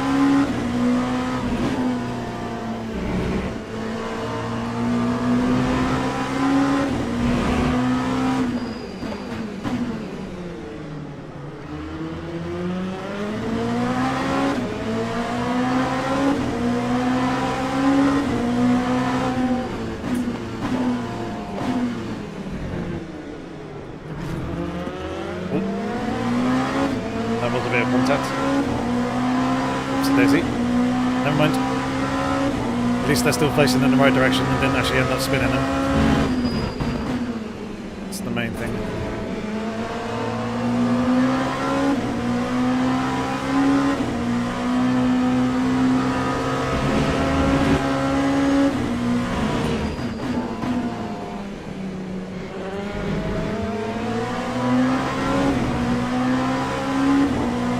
don't recognise the track in the daytime.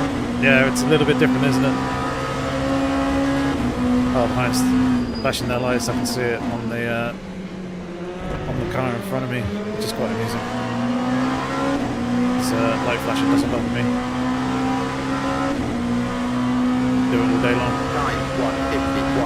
And even then, as I said earlier, I can't actually see them flashing the lights in any mirrors or anything like that.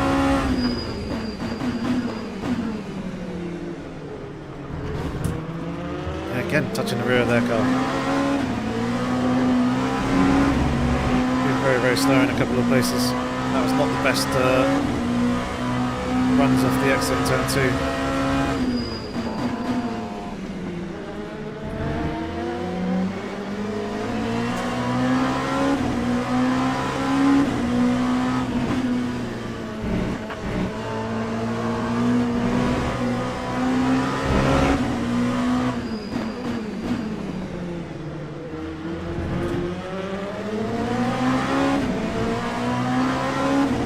I reckon there could be a move into that corner on the next lap if we're close enough.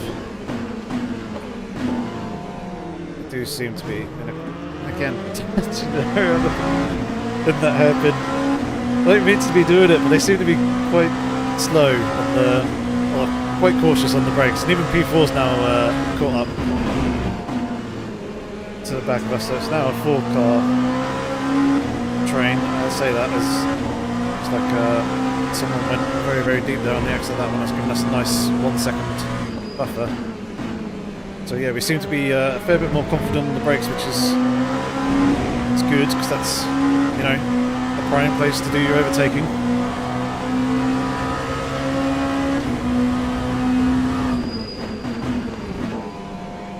Oh, they're going to mess up that final corner a lot. Forced me to hesitate on the throttle though, otherwise we would have had a tremendous run. That time was a 151.78.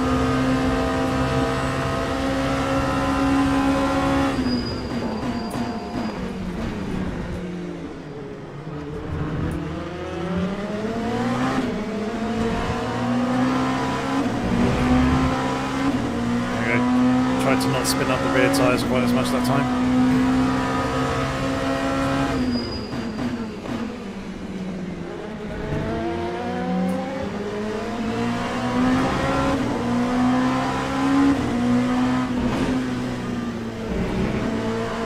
Nice and close. Although lost the momentum. So that would have been asking a bit too much.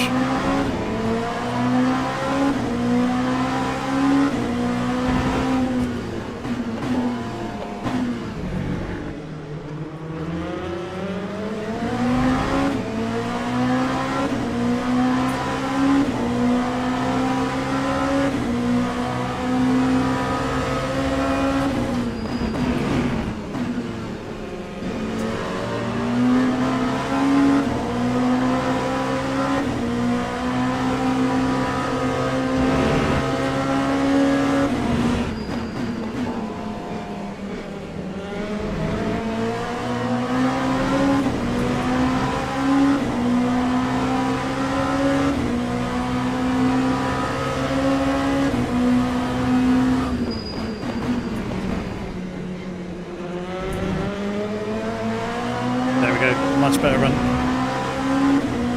That's what we need. I just need the slipstream to work. 51.20.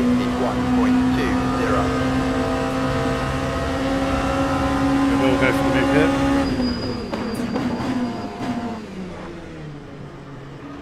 There we go, straight down the inside. Lovely.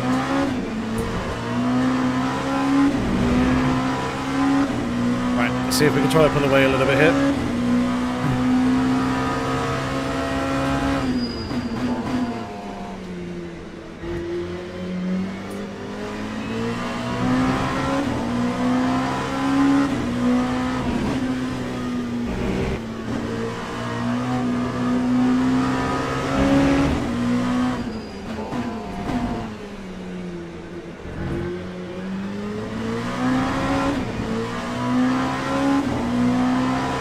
Oh, this is a new race now, Graham.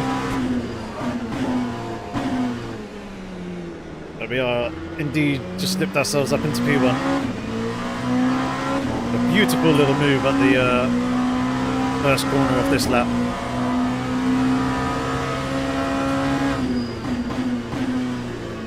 But now it's all about being smooth, precise, building that gap to the car behind.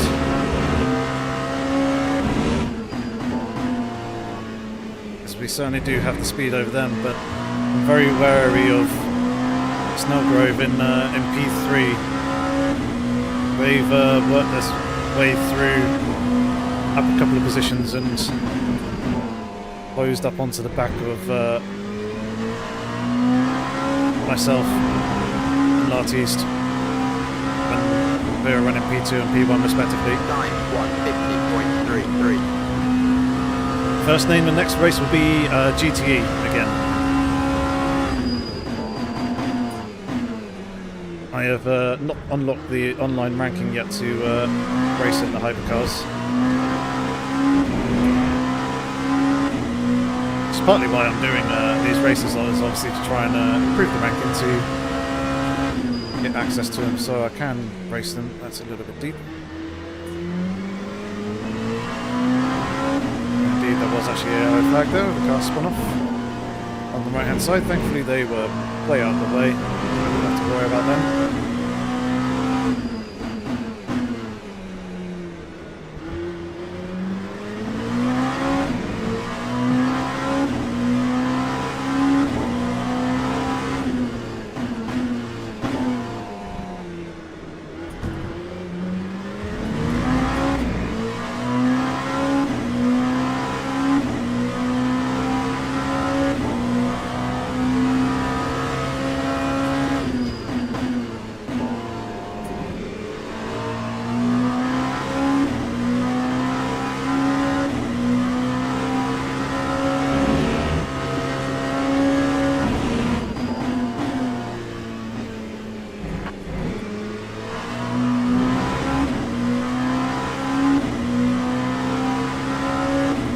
About a second and a half now, which is nice.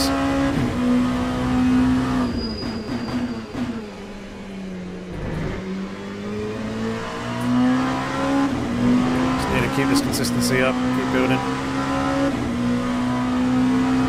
Lap 150.29.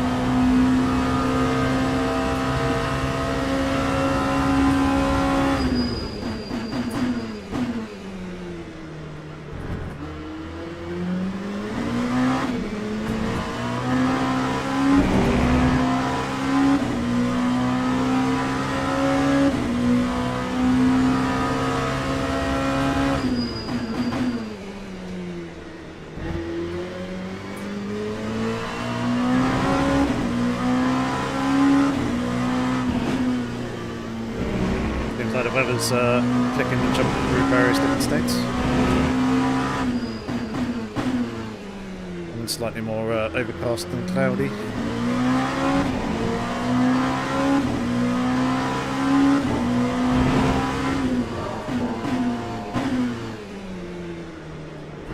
Feel that inside tyre locking up a little bit there.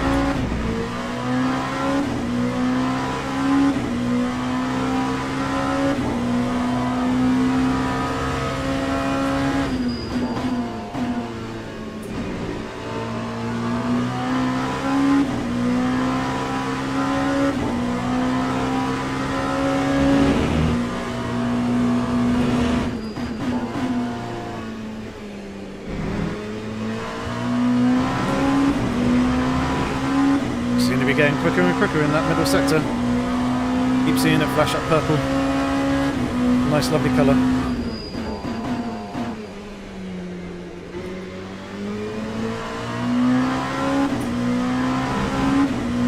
Hopefully this final sector will flash up purple as well. Across the line now. Indeed it does. Beautiful. In another second or so on PT.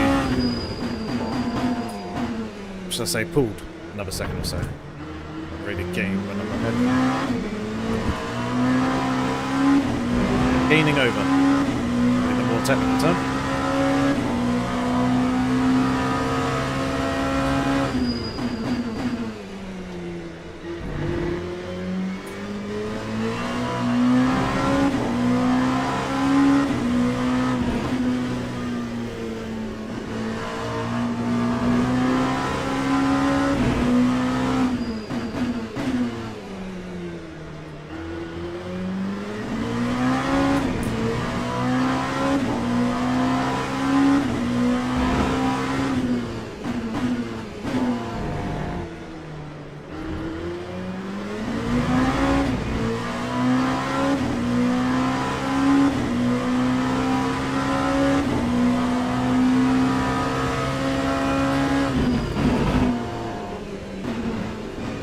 that a guy that I was worried about was in P3 has now disappeared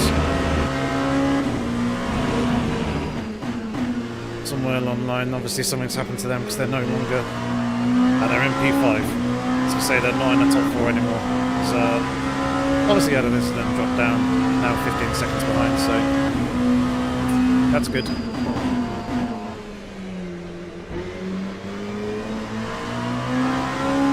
Hey, really? This is back on. Time 150.27. Hopefully the spec market doesn't get in our way and doesn't interfere.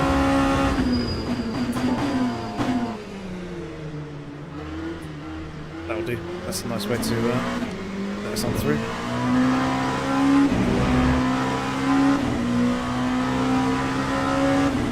Got a nice lovely 4.5 seconds. That's good. Oh, start up with that. Hey Oliver. How's it going? I see that you've posted a message. But I can't see what it is at the moment. But I'll get back to you in just a second. Great to see you in the Mon Ultimate and well executed race so far. Thank you very much. Yeah. Locking up a little bit. Hopefully the so far part continues all the way through to the checker flag. That'll be ideal. I'm not going to do anything experimental this time round and chuck the race win away like I did last time. But yeah, really enjoying Le Mans Ultimate. Been playing it the last couple of evenings and really started to gel with it. So should definitely be covering it a lot more on the channel.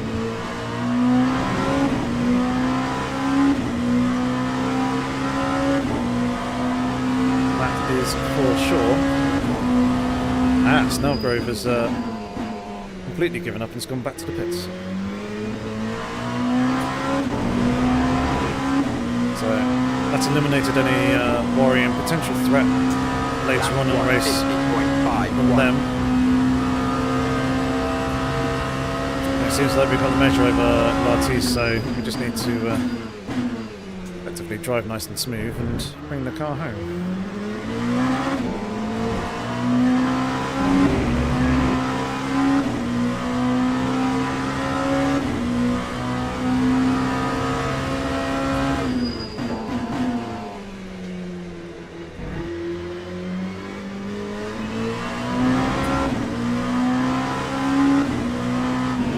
I shall be trying, Oliver. I shall be trying.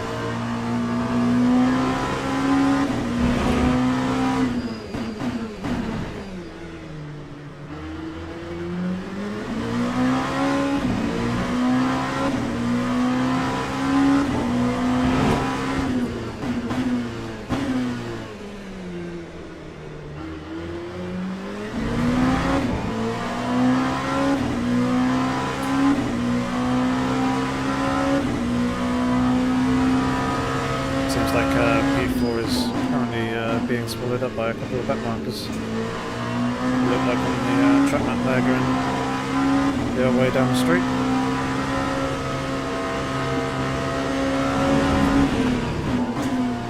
There we go, 5-minute warning. That's please stay over to the right, thank you.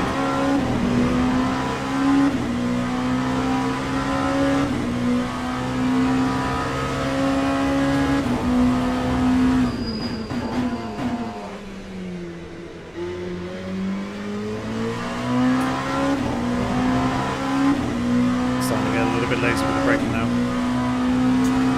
That time was a 150.97. Need to make sure that I don't be doing that because that very easily leads to locking up and spinning the car.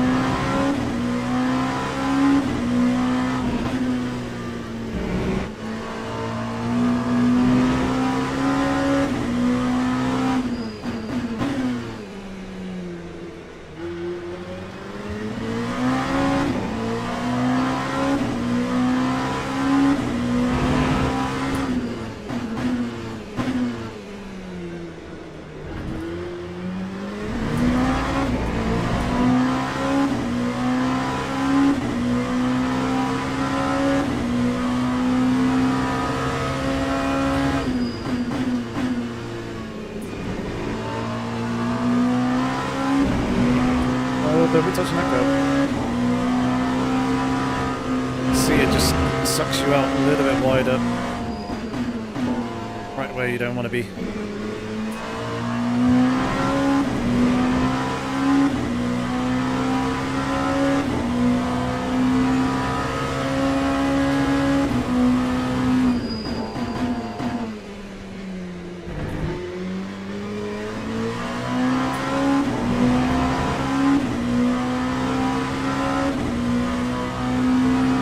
That time was a 150.71. Gap's hanging around that 6-second mark. Which, to be fair, I'm relatively happy and comfortable with that.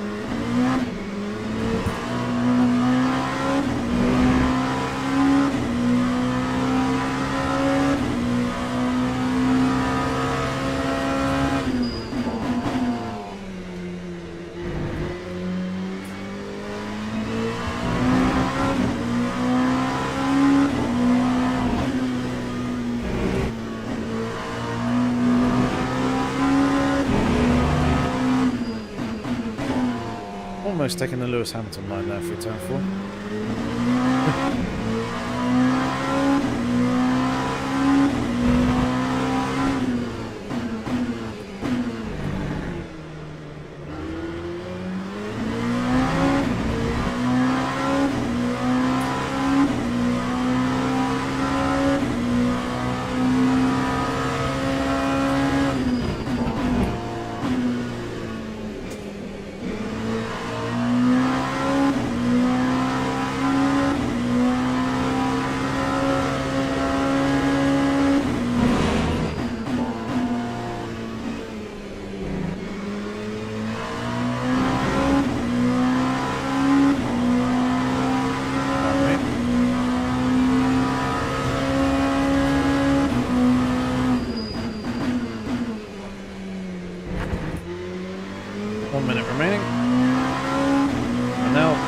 Beginning the final lap of the race as well. Lap 150.76. Hey Darren, thank you for tuning in. How is Canada? Whereabouts in Canada are you?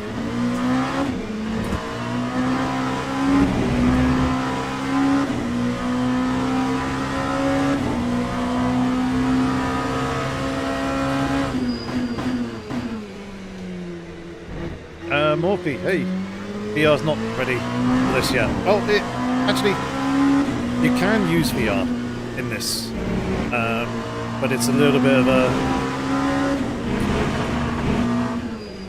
hacky sort of process to get it up and running. It's not the full, actual proper implementation.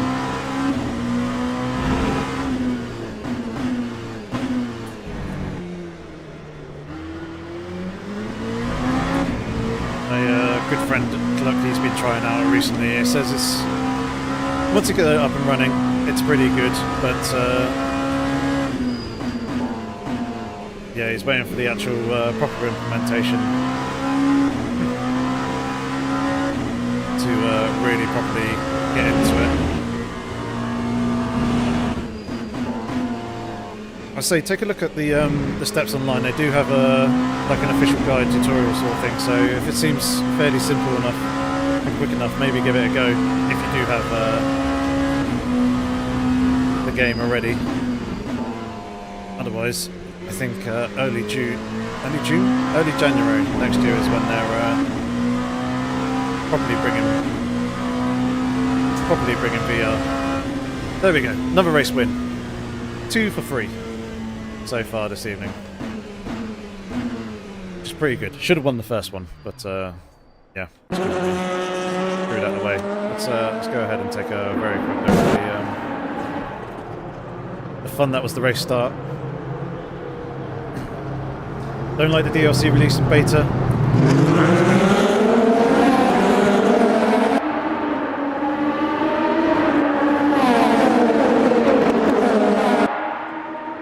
God, the sound is good.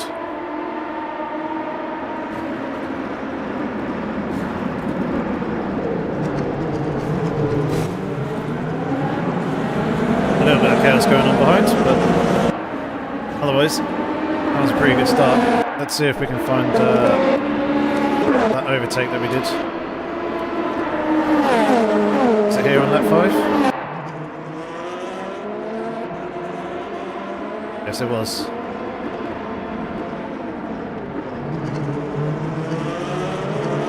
Beautiful textbook move down the inside. I think they did kind of facilitate and allow that one to happen, but yeah, that worked out absolutely beautifully, and that got us the race lead. Thank you very much, Oliver. And Darren, you're on the East Coast, New Brunswick. Weather is cracking. Good to hear that the weather is all good for you. Weather's starting to get a little bit chilly here. I imagine it's going to start getting pretty cold over there in Canada very, very soon as well. Yeah, with regards to the DLC during beta sort of situation, I can understand it when they're needing money. And we know that motorsport games needs money. And although I'm not a big fan of motorsport games, I want to... It's a double-edged sword. I want to support Studio 397. And then inadvertently, by doing that, you're supporting motorsport games. But they've got a really good solid base here that they're building on. And to be fair, as I've said in a previous video, when they would have decided what they're going to do in terms of creating the game for a version 1.0 release, it will have been decided a long, long time ago. I'd say probably a good 1.5 to 2 years ago from now, considering the game released in February. So it's already been out for a good 8-9 months or so. So I'd say probably at least a year to 1.5 years, if not maybe more, they would have determined what their version 1.0 would have looked like. Now, we know that they didn't hit those targets in various areas of the game and released an early access version. But it seems like, to me, they have hit their content complete target for the cars and tracks, i.e. 2023 cars and 2023 tracks with all the liveries and everything else like that. So that would have been determined a long, long time ago. Obviously, all that released with the early access. And then what are the vehicle and environment artists going to do? They can't exactly sit on their hands around and wait for all the other dev teams to catch up. They might as well start on with what they have planned for the DLC. Now, yes, they could, once the content...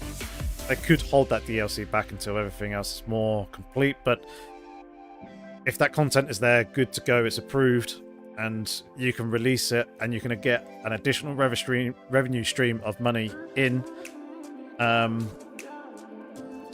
then why not? I can kind of understand it from a player's perspective, but the money is needed to help the project keep going, and providing that they keep their word and they continue to build and expand on the game at the quality that it has been so far, and it does release in a proper version 1.0 full-on package that everyone is happy, then I don't think we can complain too much with regards to the release of the DLC.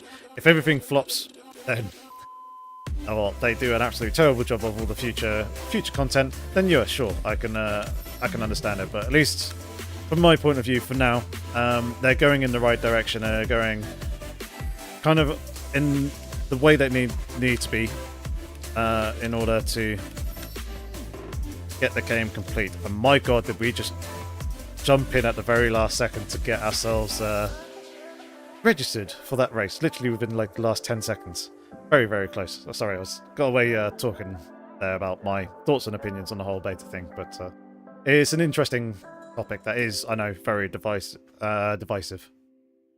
But that's my stance on it. And yes, it does look a lot better than Rensport.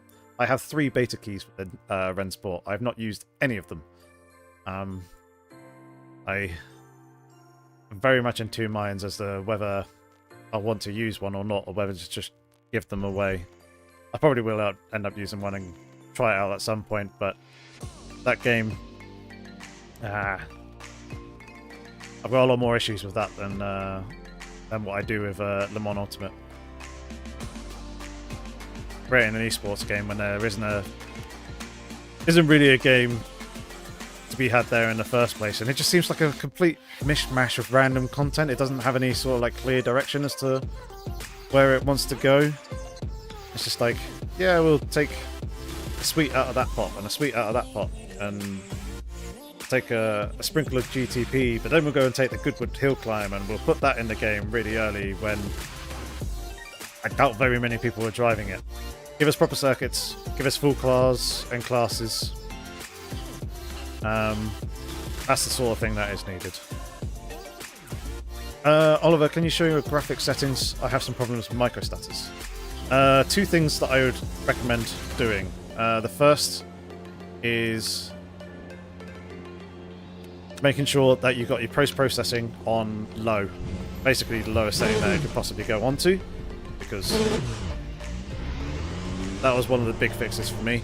The other thing as well is making sure that your VSync is set to video. It's either video or software. You may need to double check. Annoyingly, I can't bring up the graphic settings whilst I'm here in-game. I have to be doing it from the main menu to bring up the full list. But after this race, which will be the last race, I can do it. Be there very quickly at the end of this live stream.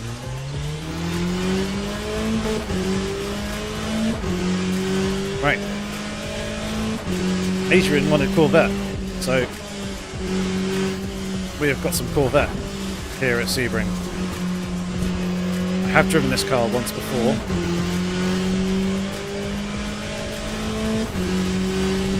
But it was quite a long time ago, around Monza. Never driven it around Sebring here, so this is going to be a learning experience. I'm not expecting my lap times to be quite anywhere near as good as the Porsche was. It seems very stable under braking though.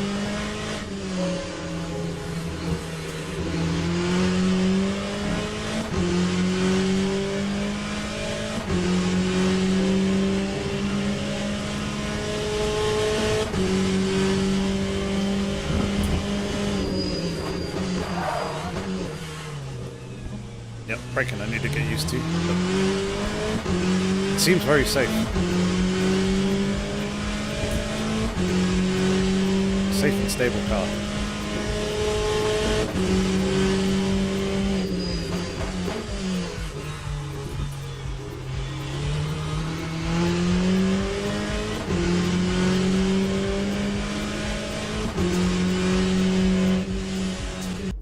There we go, right. Over to qualifying. I couldn't brake without locking the fronts in the Corvette. How much brake pressure are you using? So you'll be able to see my brake pressure obviously down. Well, actually this is the fixed GTE setup. So I'm not going to change the brake pressure. I'm going to leave that as is because I don't think... I mean, what's that at the moment? 85%? That seems fairly good, and the brake bias seems fairly good to me as well.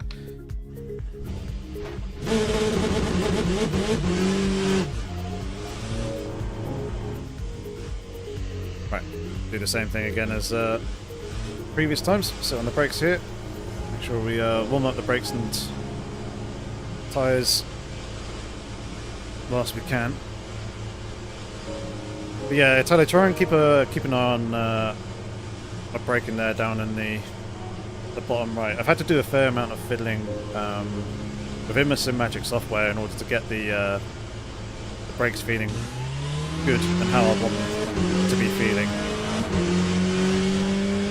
It's not a linear line between the two, it's more of a curve that goes up around the top like that, so it's a bit more sensitive down at the lower end, but that sensitivity fades away at the top,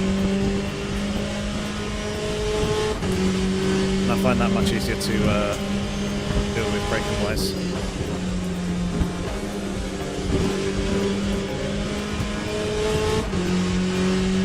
Might need to drop the traction control a little bit for this.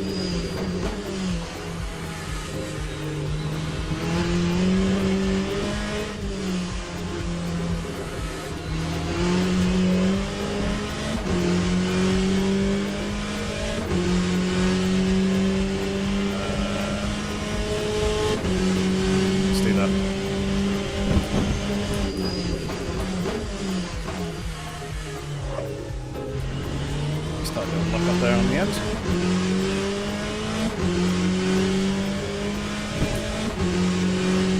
Yeah, otherwise this car feels very, very stable.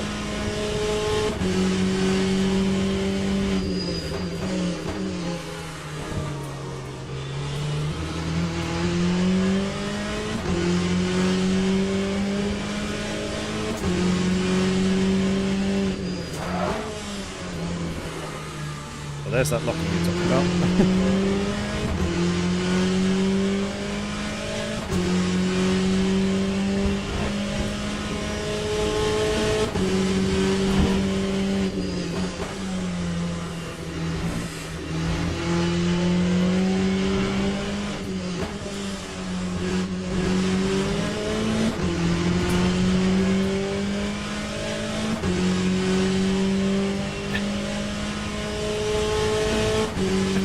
Pretty good though.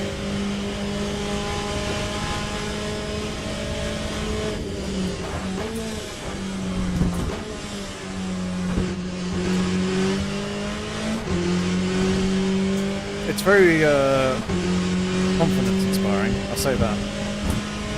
Lap 2:01.51. Bloody hell, someone with a 159 straight out of the gate.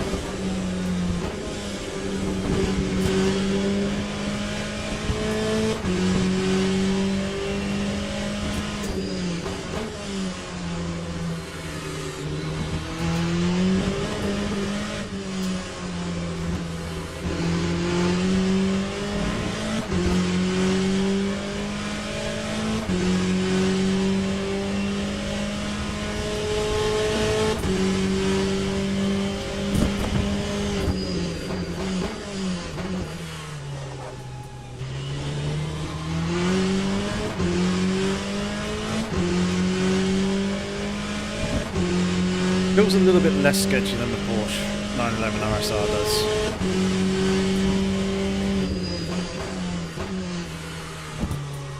Don't know whether it's because I'm quite getting the car to the limit like I was in the Porsche, but it feels like at the moment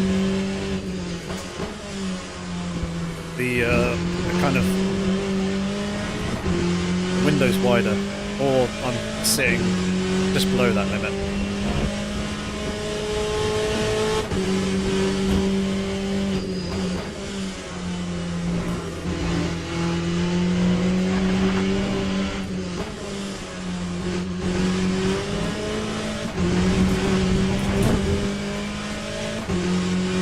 Rides curves quite nicely.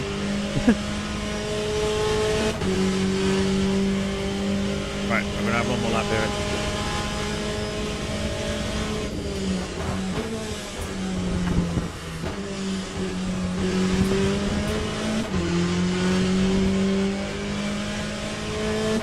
By the way, thanks for all the track guides you've made. They helped me a lot. Good. Lap 2:00. Glad to hear it. Glad you really, really like them. I have one left. Obviously, the big one, the Nordge Life, which should be coming within the next month, probably towards the end of the month, towards the end of October.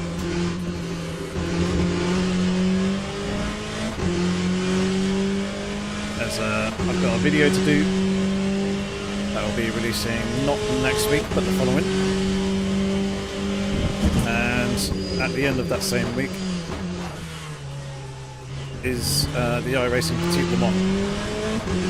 So I should be practicing and getting ready for that, because I'll be doing that that solo for charity. So make sure you subscribe and tune in for that. So that'll be 10 hours of driving straight on my own, and be needing all the help and support I can get.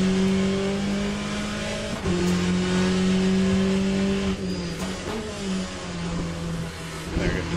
Brake zone a little bit more. Next one, I don't want to be running that wide though.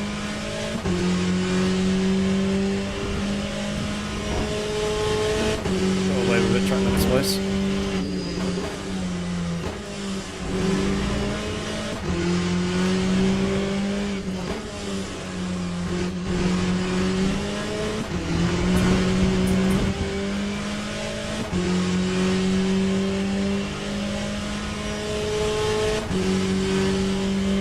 See if third gear will work through this final turn.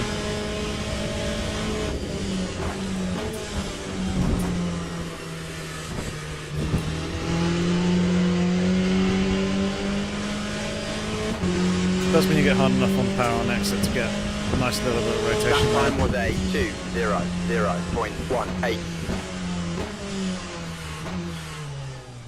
That was just a little bit too much. Or not quite enough, shall I say. That at the end there.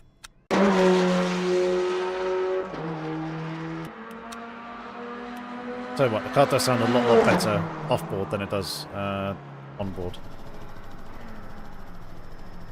Right. Can't remember how much fuel we took last time.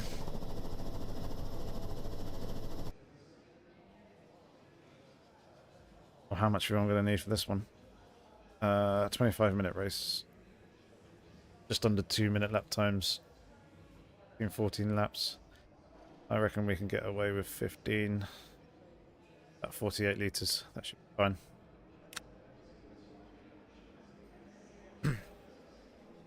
So, Tom Lancaster and his Ferrari.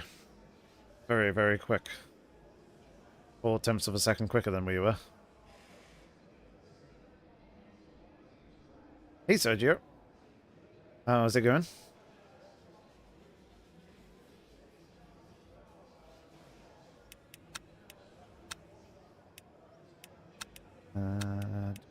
Change anything? No. Leave all as that. Straight from the pits. Okay, and let's bring these back down.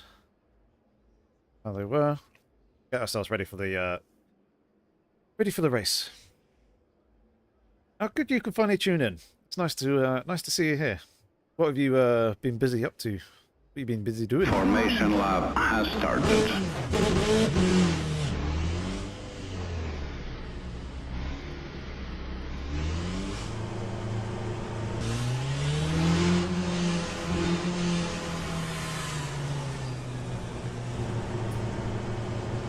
There we go. Nicely in position now. Just set ourselves on the pit limiter. Line's a little bit tighter.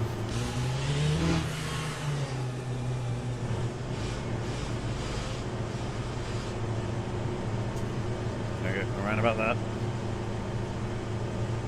Get ourselves ready. Waiting for that green light. Work stuff. Still at the office, cheeky.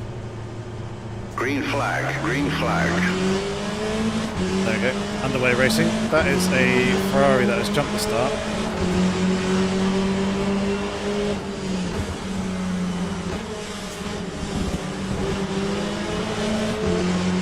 I'm expecting them to pick up a penalty because there's no way in hell that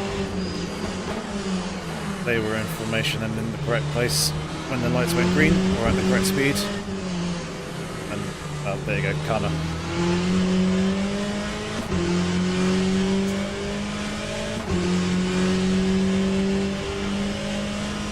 The only problem with that though is it's gone and dropped us a second and a half off the back of the Ferrari in front.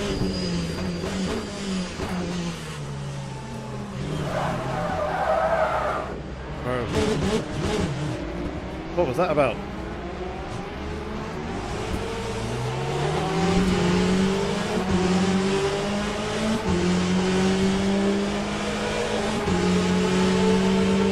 Well, that's quite annoying and frustrating. I now have the work cut out for me. Try and come back through this field.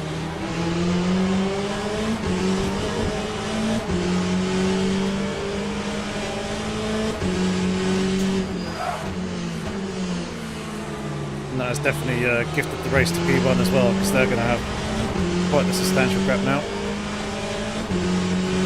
There's another new race, Graham. Don't go. It's not your fault, it's some other idiot.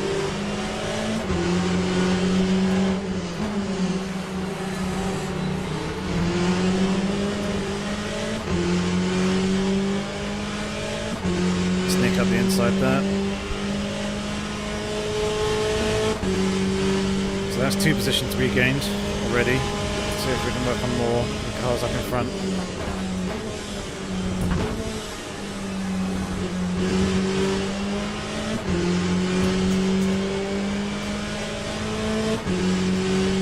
definitely will be. Hey, it's Rexy behind Lap us. 2, 16.73. So definitely not the first lap I wanted. But it is what it is. We press on.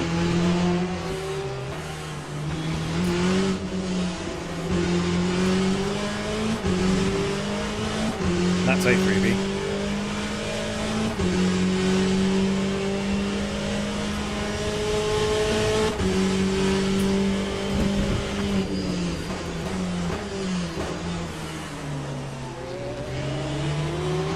That's another one.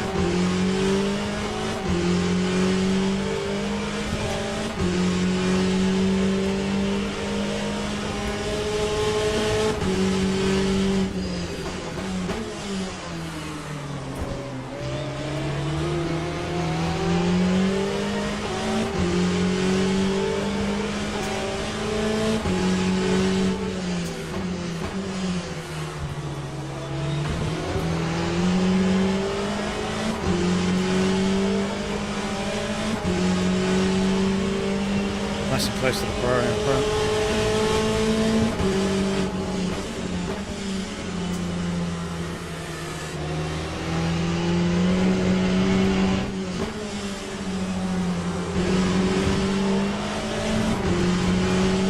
There we go.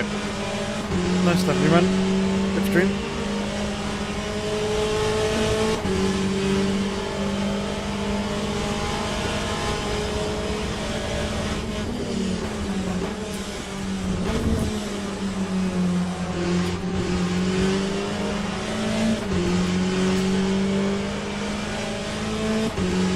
Again, I thought that was going to be Time 2:03.45. holding it around the outside there.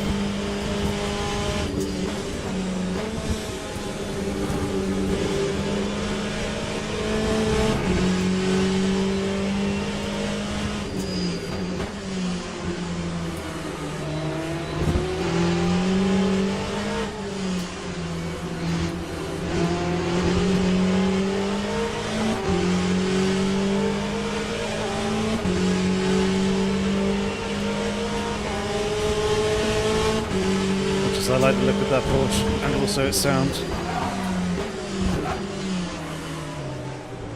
That one.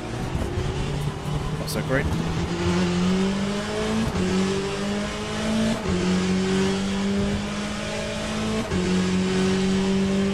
Didn't quite get the braking right there.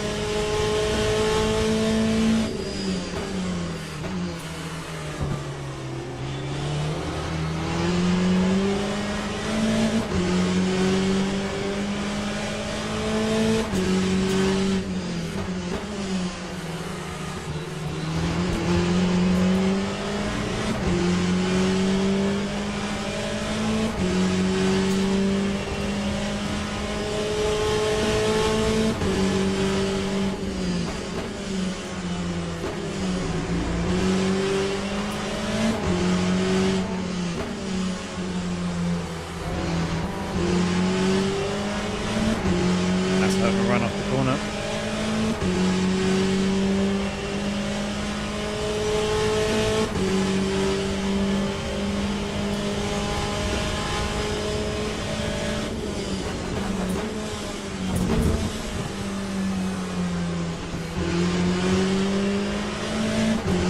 Brakes are getting close. Almost made the move work. 2:03.62. But they rolled off the brakes as well. Oh, that's a lock up from them. Let's invite the space.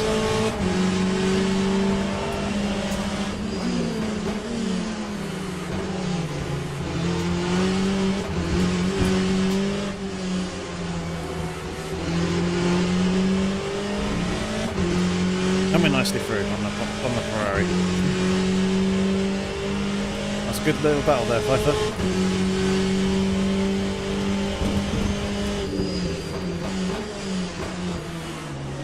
Right, behind Dave's Porsche.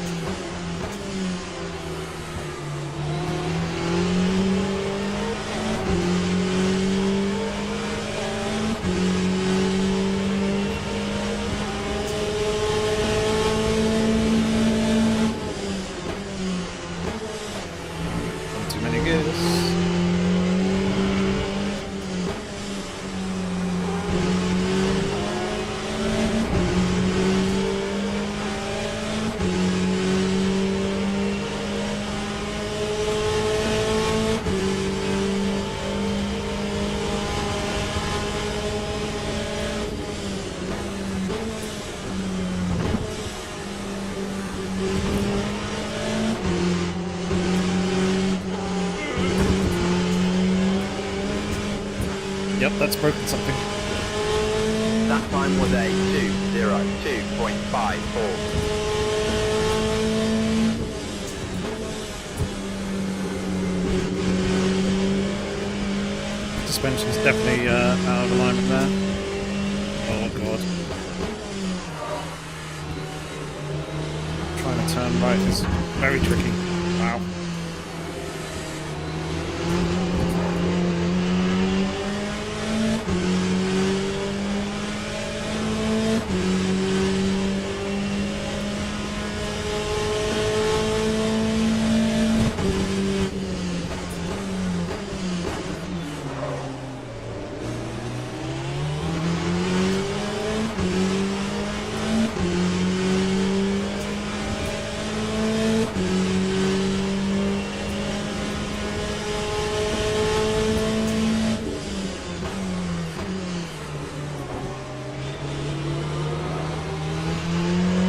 It's so difficult to turn to the right at speed.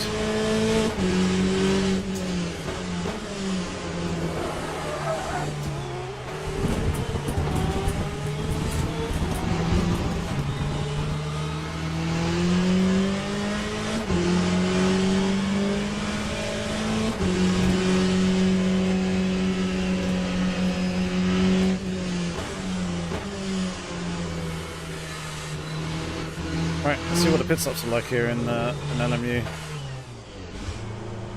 Never actually experienced one.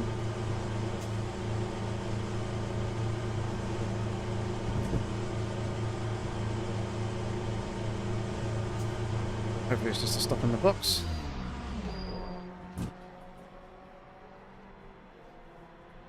$52 repair. Okay, interesting. Wasn't expecting fuel to be removed or taken away. I think the UI for this could be a little bit nicer. Give us a bit more information as to what exactly is happening. Because are the tyres now done? Or what? I probably could have changed my tyres, couldn't I? Rear left tyres has been changed. Oops.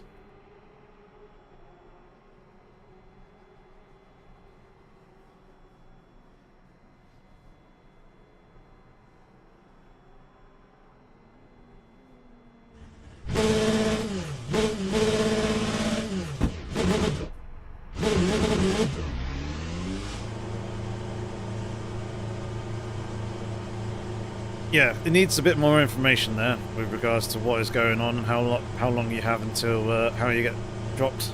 And yeah, Graham, I did see the wet tyre. I did manage to change that beforehand.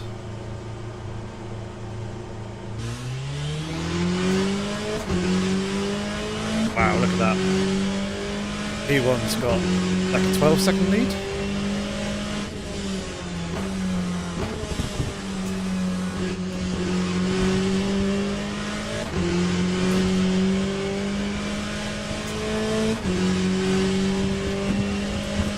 Now, my rear left tyres can have loads of loads of grip compared to the rest. 7.26.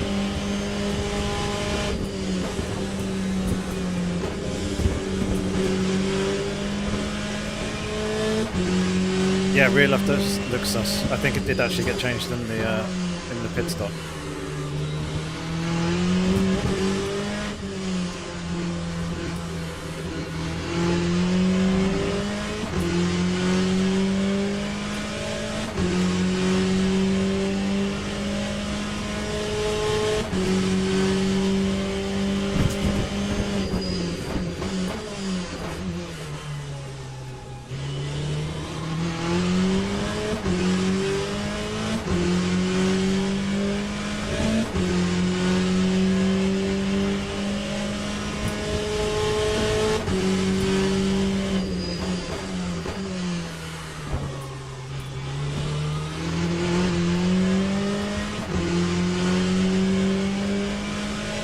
Right, a lot of work cut out for us to try and get a 53-second gap to the next car, but hopefully we can rescue a little bit of safety rating here.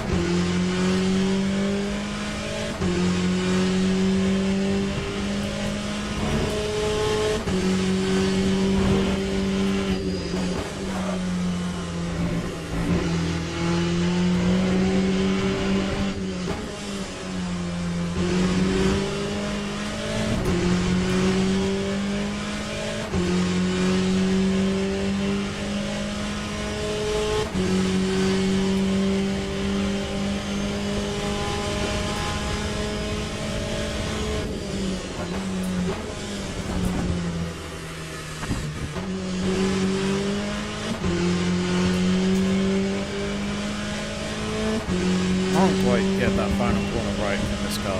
That time was a 2:01.15.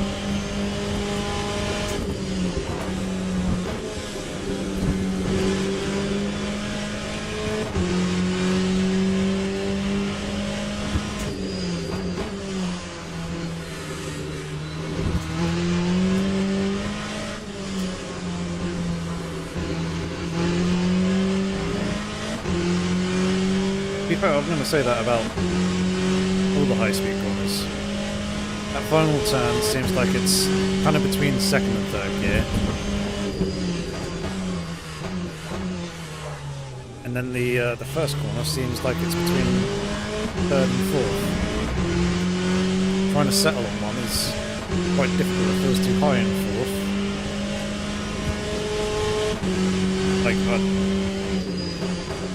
sorry, it feels too boggy in fourth, like too far down low in the rev range.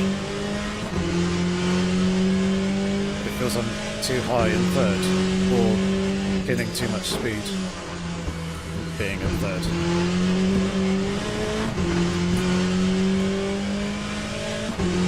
Maybe I just need to lean and rely on the turbos a little bit more to do their thing. Try and use the grunt of the car, and that's lock up.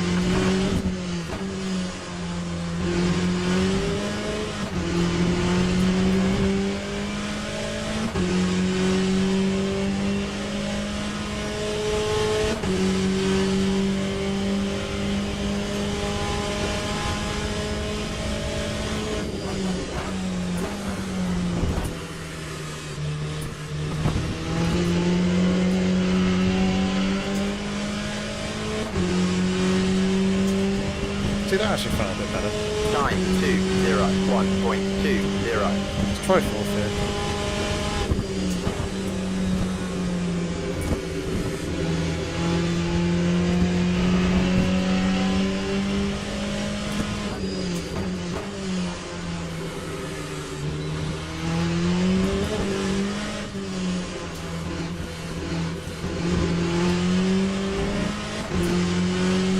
So we gained time, but it didn't feel overly great.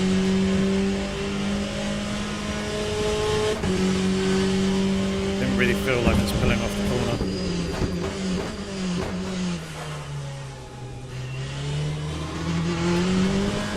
Need to be a little bit more aggressive with initial brake application for that one.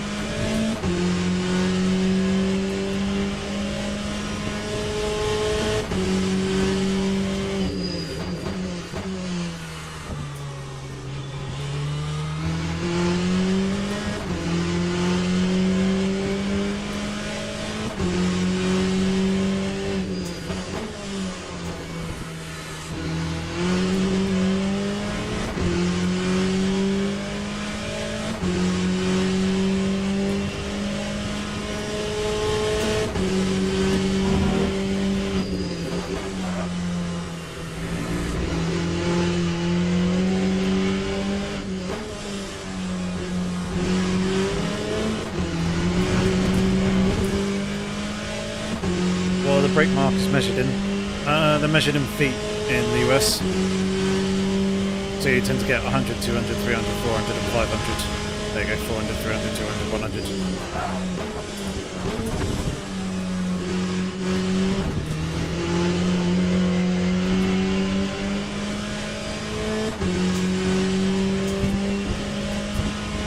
Lap 2:00.72. Yeah, it's a bit weird. don't get why they don't use meters.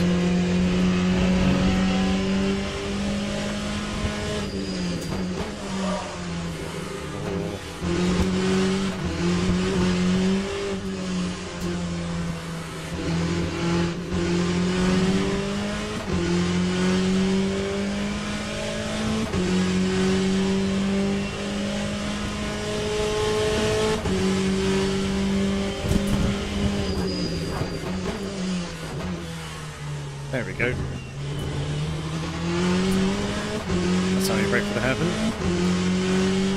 Use the car's downforce and the grip that it has there at that higher speed to get more of the braking done.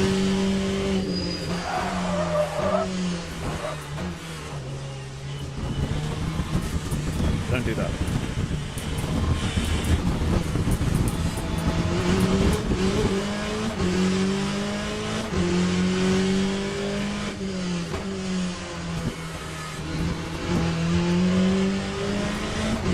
Oh, what a shame we had the incident on the hairpin on that one that we did, because I reckon it would have been a pretty good fight with P1. Those last few laps, yeah, they brought the gap down to a second and a half or so from 2 seconds, but we're kind of holding it steady but relatively similar pace. Just want to make mistakes.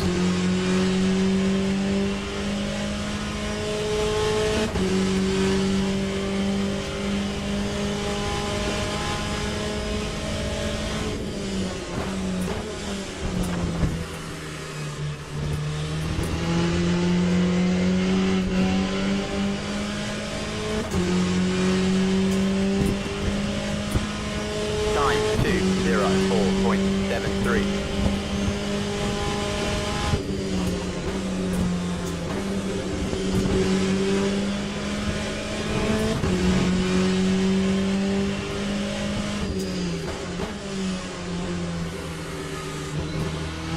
Okay, fourth gear might actually be better there for turn 1.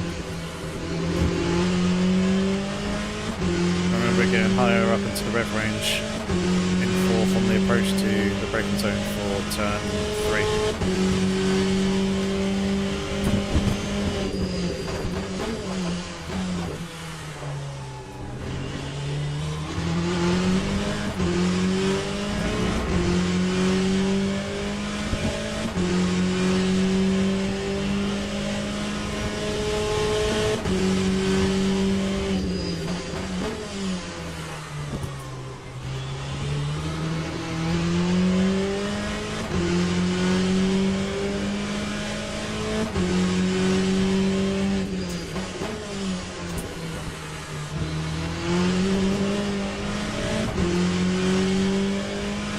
Right, 3.5 minutes remaining.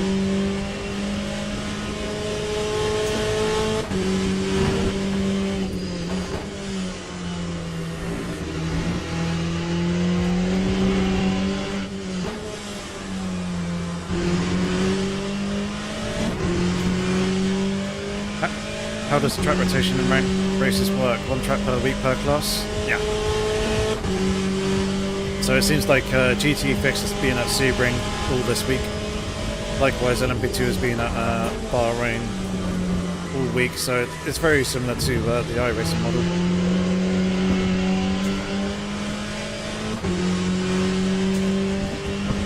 I'm not entirely sure what the 0.94. next week's races are going to be and what the rotation there is.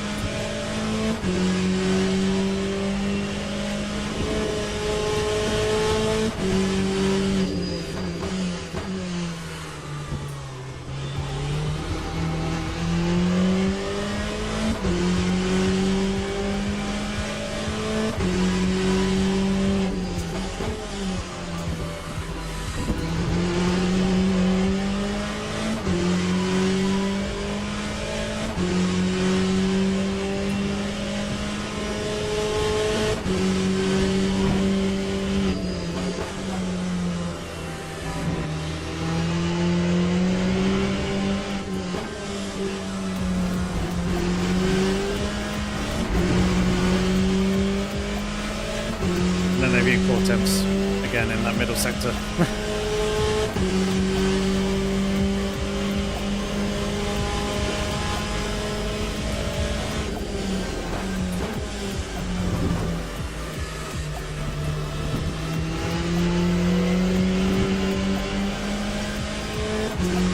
Right, last lap of the race. Lap 2:01.06.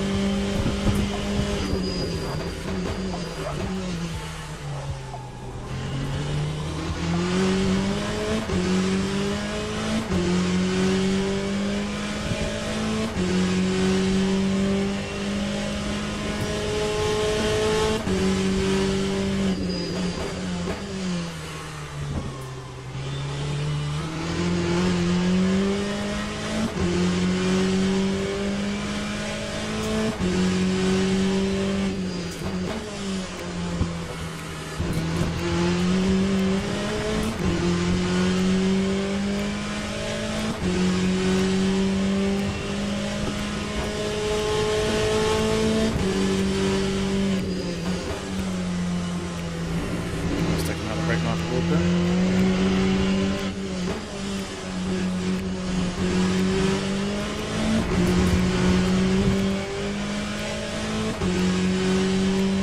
Well, that's a race to forget.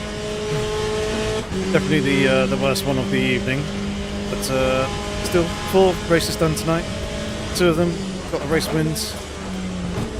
One should have been a race win, the very first one, but threw that one away.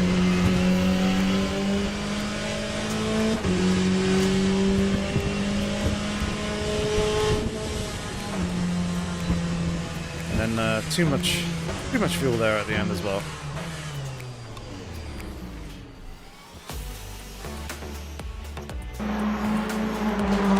Let's see what happened at the start of the race. With the mainly that incident. Let's very quickly watch this. Ferrari jumped the gun way too soon.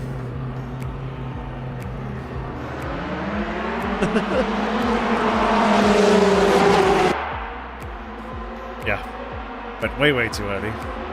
When does one unlock the hypercar rent races? That I'm not entirely sure. I'll have a look at it in a minute after this race. But let's go ahead and fast and forward because I do want to see this. Actually, what happens to us here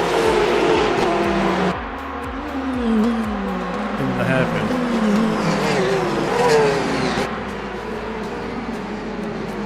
Damn, that was really quite high.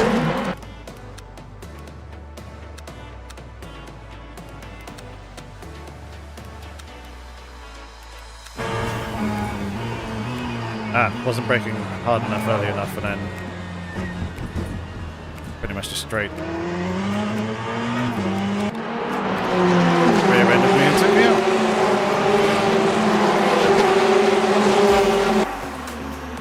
Well, that's a real shame. But never mind. They didn't finish the race in the end. Looks like they crashed there. And then probably cause more chaos or something. Never mind. Okay, so here we are back at the main menu then. So we can get hypercars once we get to intermediate. I need safety rating of SO, and at the moment on B1. And then there's more hypercar at GO.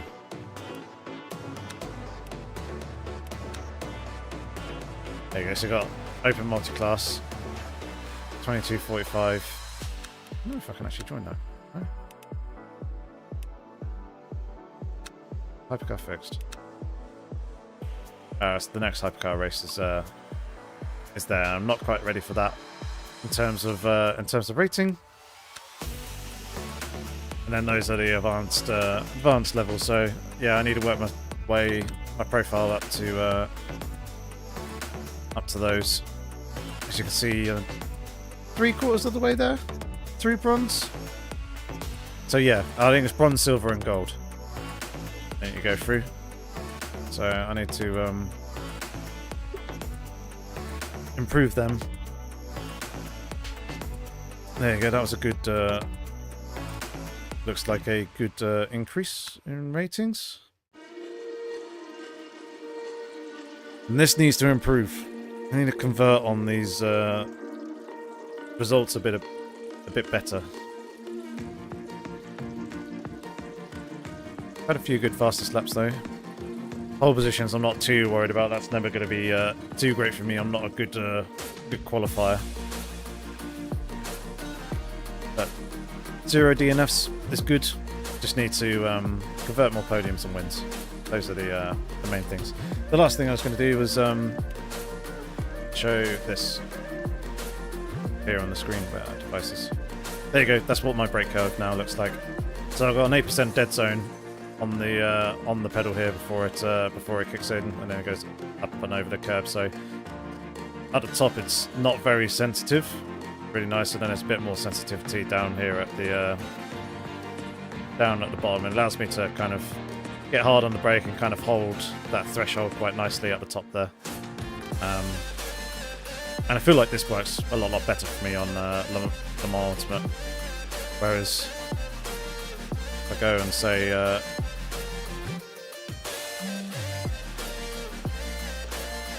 what's up to me over?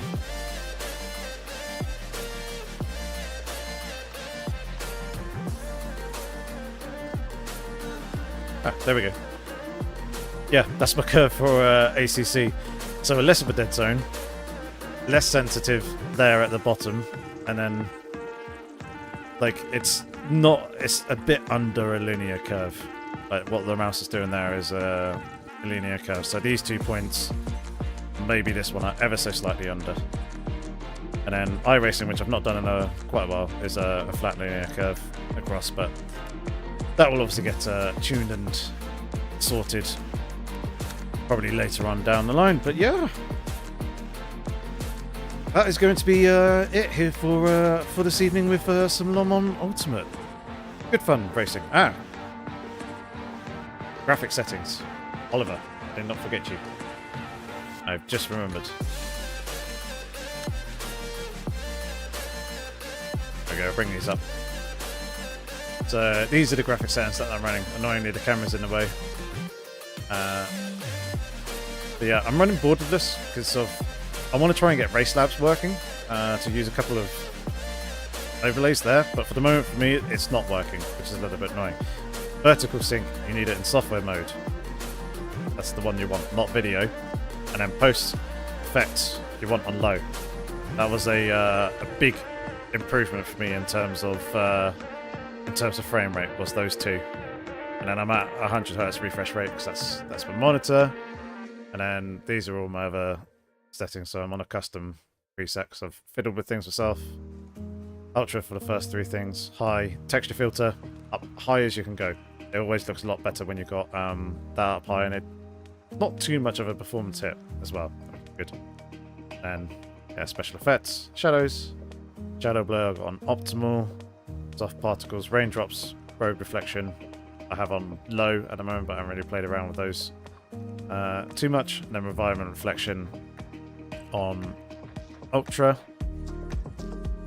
I need to actually test that in the rain to see how that actually looks.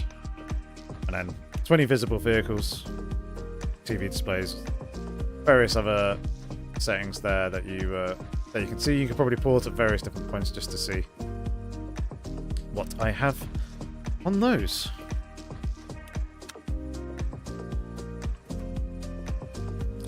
So yeah, that is going to be this evening with some fun Le Mans Ultimate gameplay. Hopefully you guys enjoyed the live stream. I certainly enjoyed driving. My wrists now ache a little bit, so I'm going to rest those and relax for the rest of the evening and spend some time with Alice because I've not seen her all day.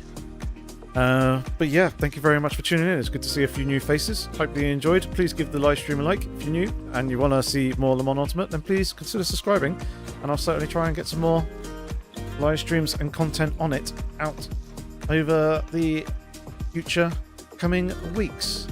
But yeah, thanks very much everyone. Have a good weekend. Take care of yourselves. Ciao for now.